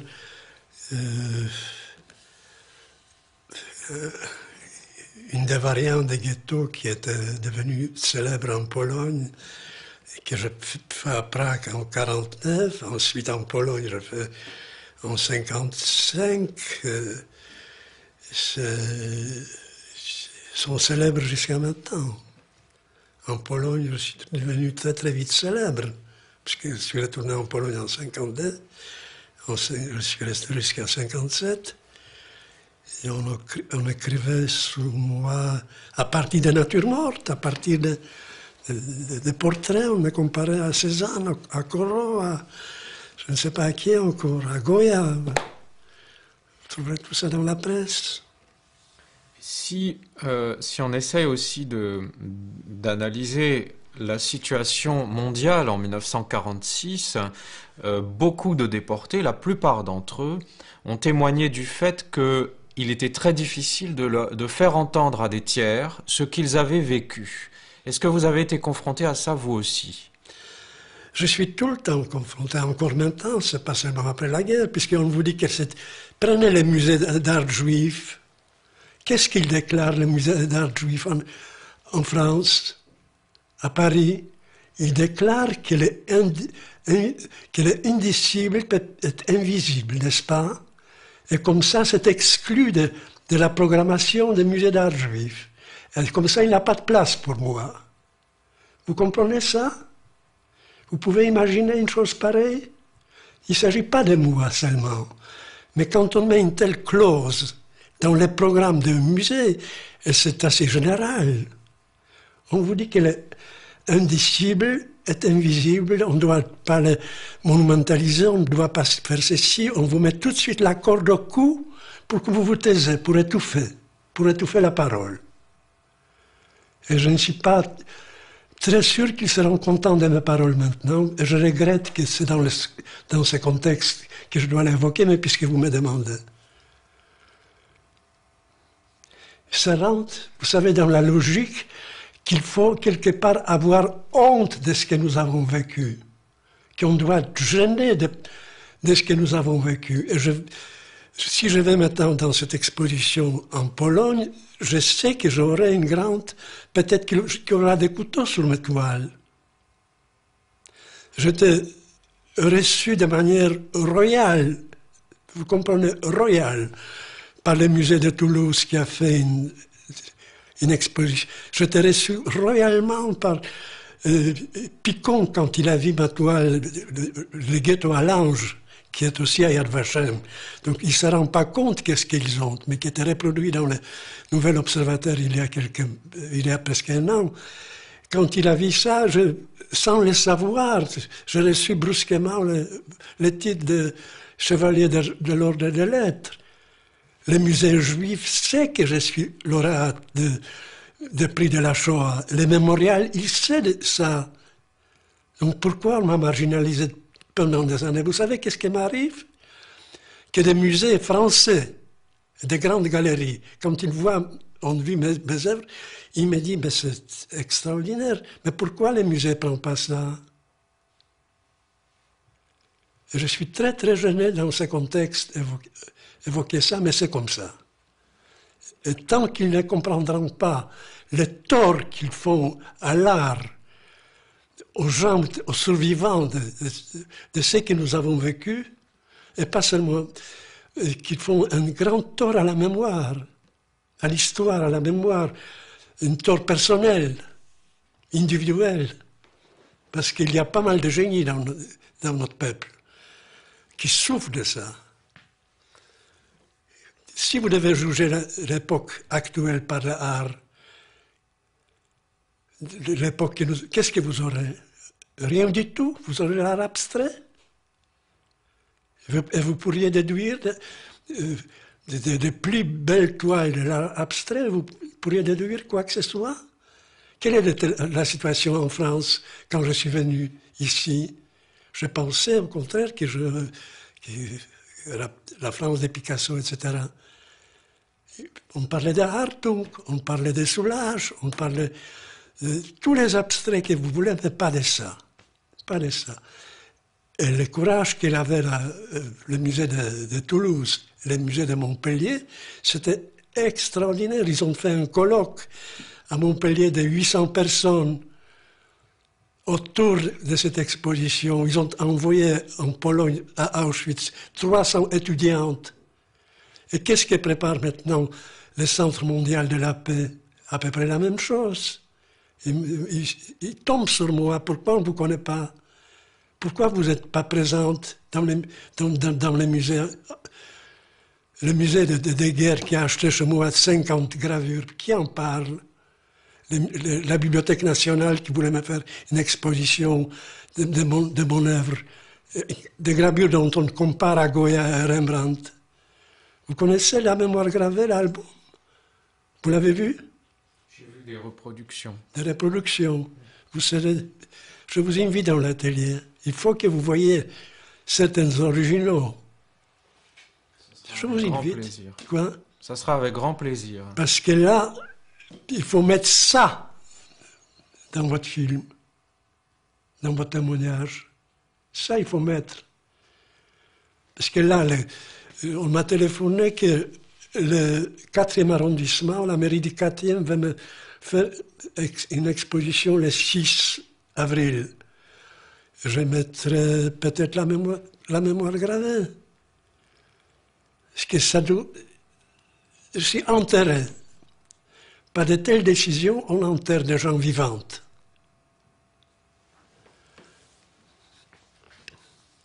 Pour moi, l'indicible, c'est l'Allemagne. L'indicible, comment un peuple comme tel a pu faire ça, inventer ça, et faire ça à répétition, et comment un peuple pareil peut mentir jusqu'à maintenant, comme si rien n'était. Ça, c'est l'indicible. C'est pas nous, l'indicible, c'est pas la victime. Mais quand vous désignez la victime et l'assassin, ça devient plus indicible. Vous êtes devant quelque chose de concret, de horrible. Pourquoi Goya ne se posait pas cette question d'indicible quand vous voyez ces gravures? Picasso, il s'est arrêté à un moment donné parce qu'il n'en pouvait plus. Parce que humainement, il pense qu'il a tout donné. Non, il n'a pas donné tout. Il aurait pu, mais ça, il fallait faire un choix. un choix. Si vous prenez sa guerre et paix, il y a deux femmes dans la guerre qui résument la guerre. Il y a des têtes de femmes qui résument la guerre, le destin des femmes. Et ces portraits des femmes qu'il a peints pendant la guerre. Mais après, il les rend dans la période, mettons, la Dolce Vita, etc. Mais ça, c'est une autre affaire. Il a droit. Il a tellement donné. Mais pourquoi il n'a pas de Goya de ce qui s'est passé dans notre génération? Justement, à propos de votre génération, une des questions que je posais, c'est qu'est-ce que l'expression artistique que vous avez choisie, qu'est-ce que l'expression picturale, qu'est-ce que la peinture a permis d'exprimer que notre échange, par exemple, n'exprime pas, que le témoignage oral n'exprime pas? Ah, ça, il faut que vous vous mettez devant. Et quand vous vous mettrez devant, vous deviendrez silencieux. Ça, vous ne chercherez plus la parole. Vous ne chercherez plus la parole. Parce qu'on rentre dans un autre domaine. Parce que c'est vrai, quelque part, dans un témoignage qui date d'il y a quelques années, vous disiez la plupart de mes gravures et toiles évoquent certaines réalités très précises de ma vie, et vous ajoutez, c'est ça qui me paraît sensible par rapport à notre échange, le langage muet du trait, s'il peut transcender le vécu réel, demande parfois à être accompagné de la parole. Oui. Donc nous l'accompagnons, parce qu'il y a des gens qui... Mais il y a des gens qui ne demandent pas ça. Je vous ferai écouter des roches, des Millau, par exemple, des conservateurs du musée de Toulouse. C'est une autre parole. C'est une autre parole. C'est la parole que j'aurais eue de la part de Malraux. Certainement. Et je vous l'ai dit sans aucune...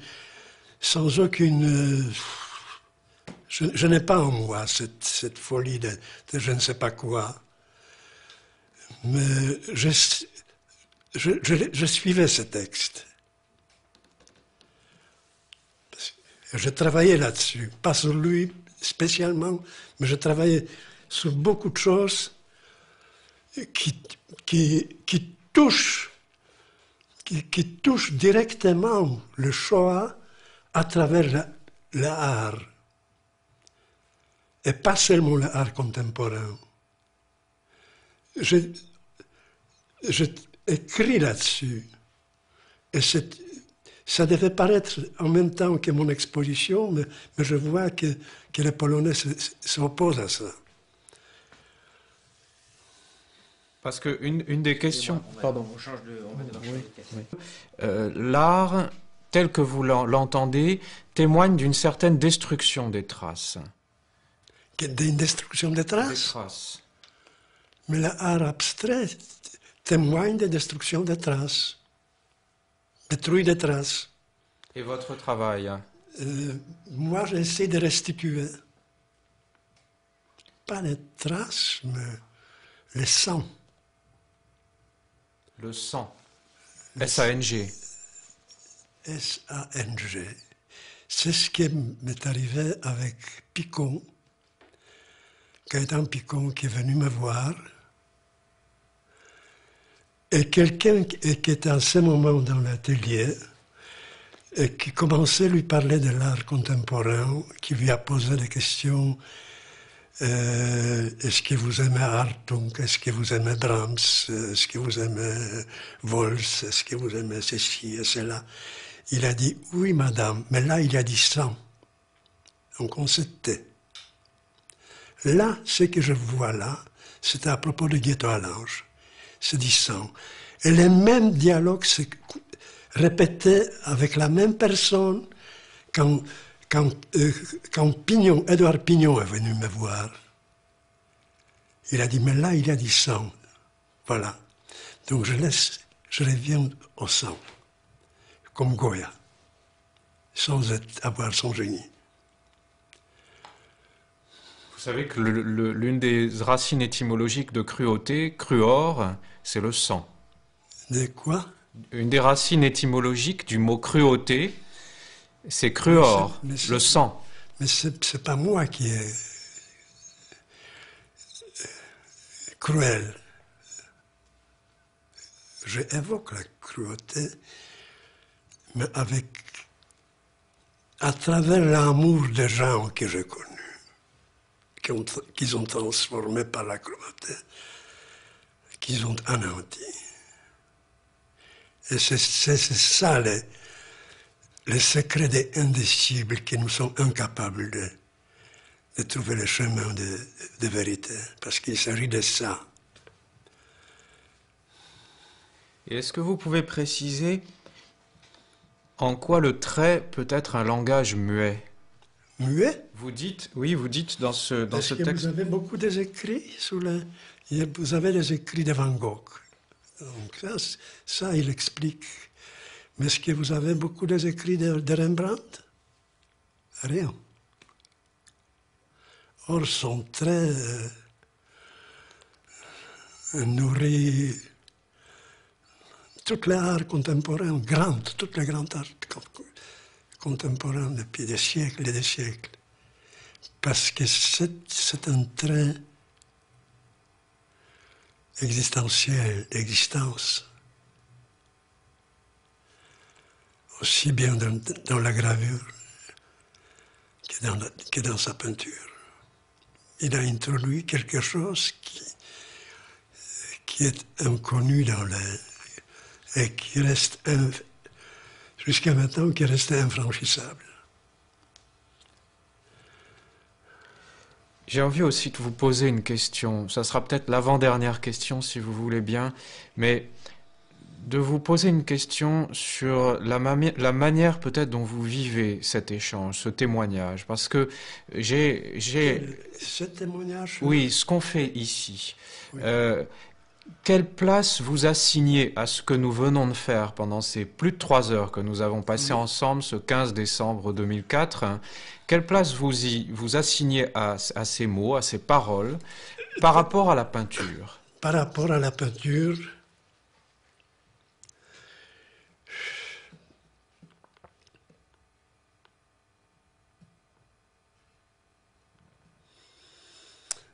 vous savez, la peinture, c'est une question de conscience aussi.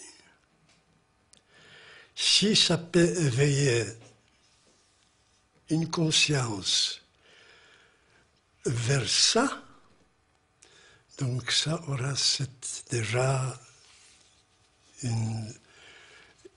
là vous aurez déjà une réponse plus ou moins positive.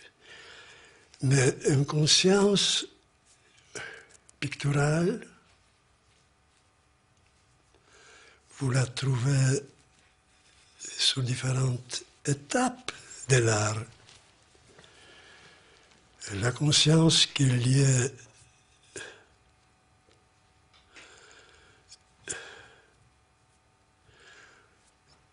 au destin,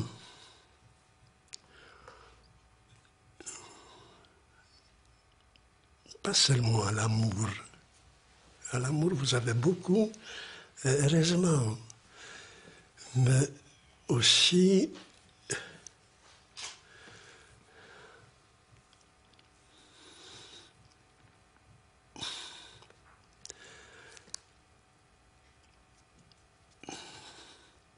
la conscience, je ne dirais pas par rapport à la mort, parce que bon, ça vous trouvez tout le temps, mais par rapport à l'alentissement. Par qui, comment, pourquoi? Exactement des questions que je posais à l'Allemand à Lomja. Je posais ces genre de questions stupides. Par qui, comment, pourquoi, quand? Vous vous rendez compte? Qu'est-ce que vous faites? Si je dois résumer en 2 mots tout ce qui s'est passé, voilà, vous avez eu un peuple juif extraordinaire, vous n'avez pas connu ça, vous êtes trop jeune, moi je l'ai connu. Une richesse extraordinaire, une richesse spirituelle,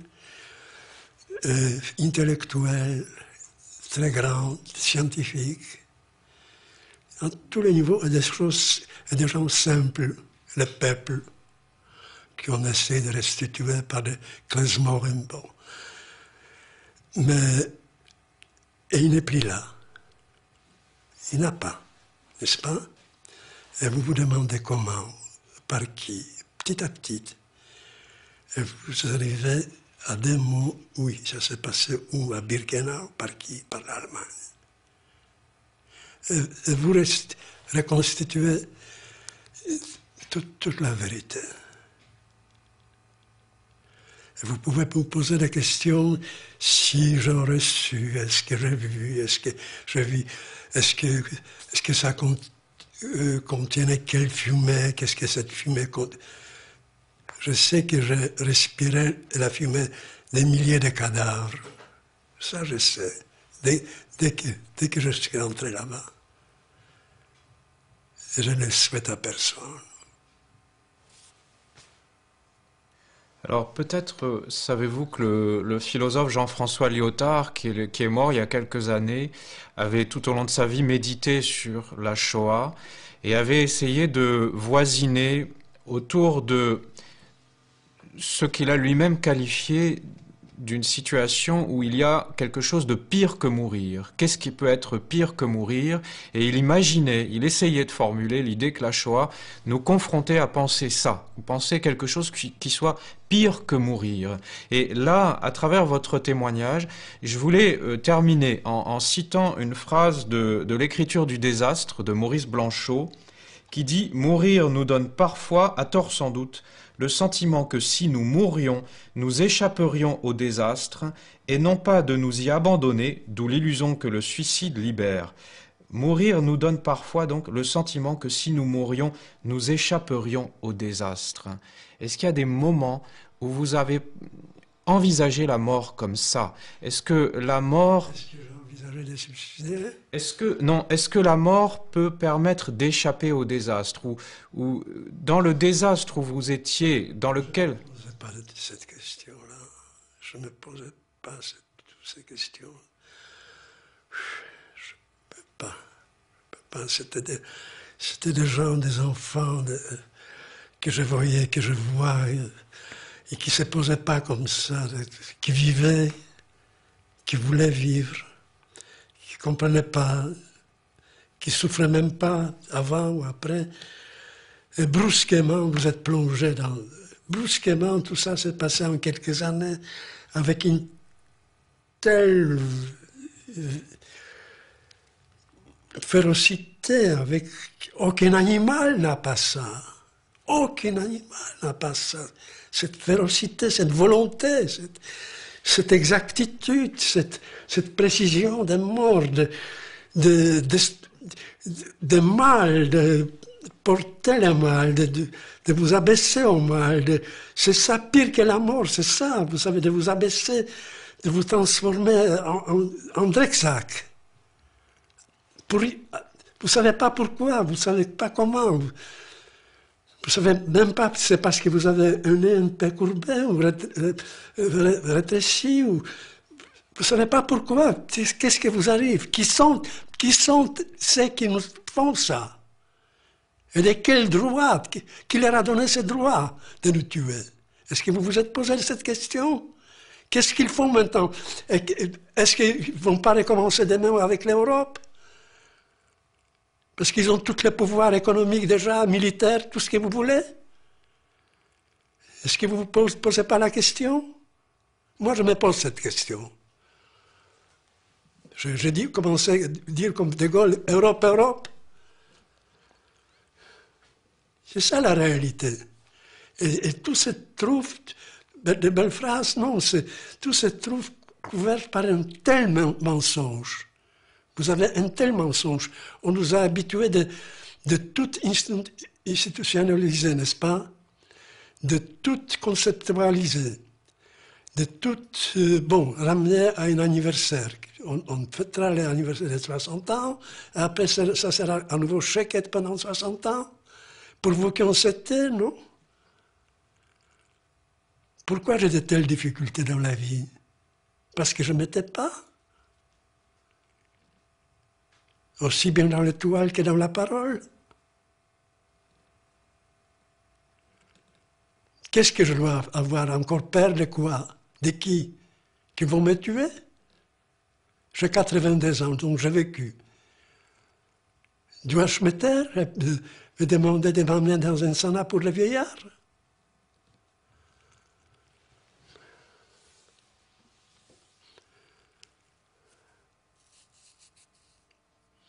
Et c'est ça, là réside le problème de l'éveil de conscience. Je le fais par le trait, je le fais par la parole. C'est pourquoi nous sommes là. Je ne sais pas si vous attendiez à ça. Probablement pas. Non. Moi, je vous écoute. Quoi? Moi, je vous écoute. Je vous ai dit.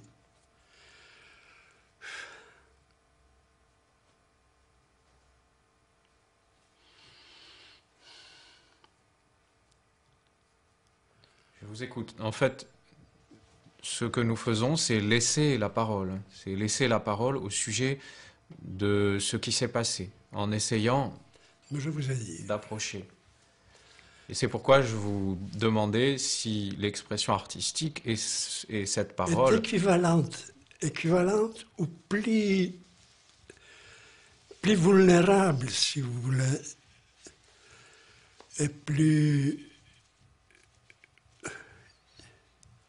statique. Elle est statique. Je perds pour mes toiles là, en Pologne, puisqu'on sait qu'est-ce qui se passe là-bas, on sait qu'est-ce qui s'est passé. C'est des grandes toiles de 6 mètres. Birkenau est 6 mètres. Les fiancés juifs, c'est 6 mètres. C'est un paradoxe, vous savez, qu'ils ont pris tout. L'Institut français m'a invité, puisqu'en France, on me met sous silence.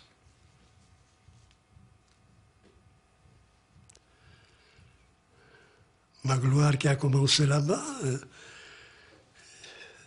peut-être qu'elle va continuer avec cette exposition. Bon. Mais j'aimerais que vous passiez par l'atelier.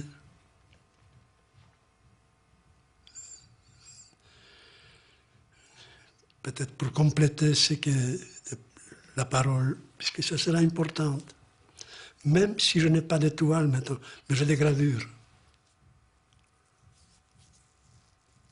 Je vous remercie infiniment au nom de Mathieu, Thomas et de la société avec qui nous travaillons. Je les ai très fatigués. Non, c'est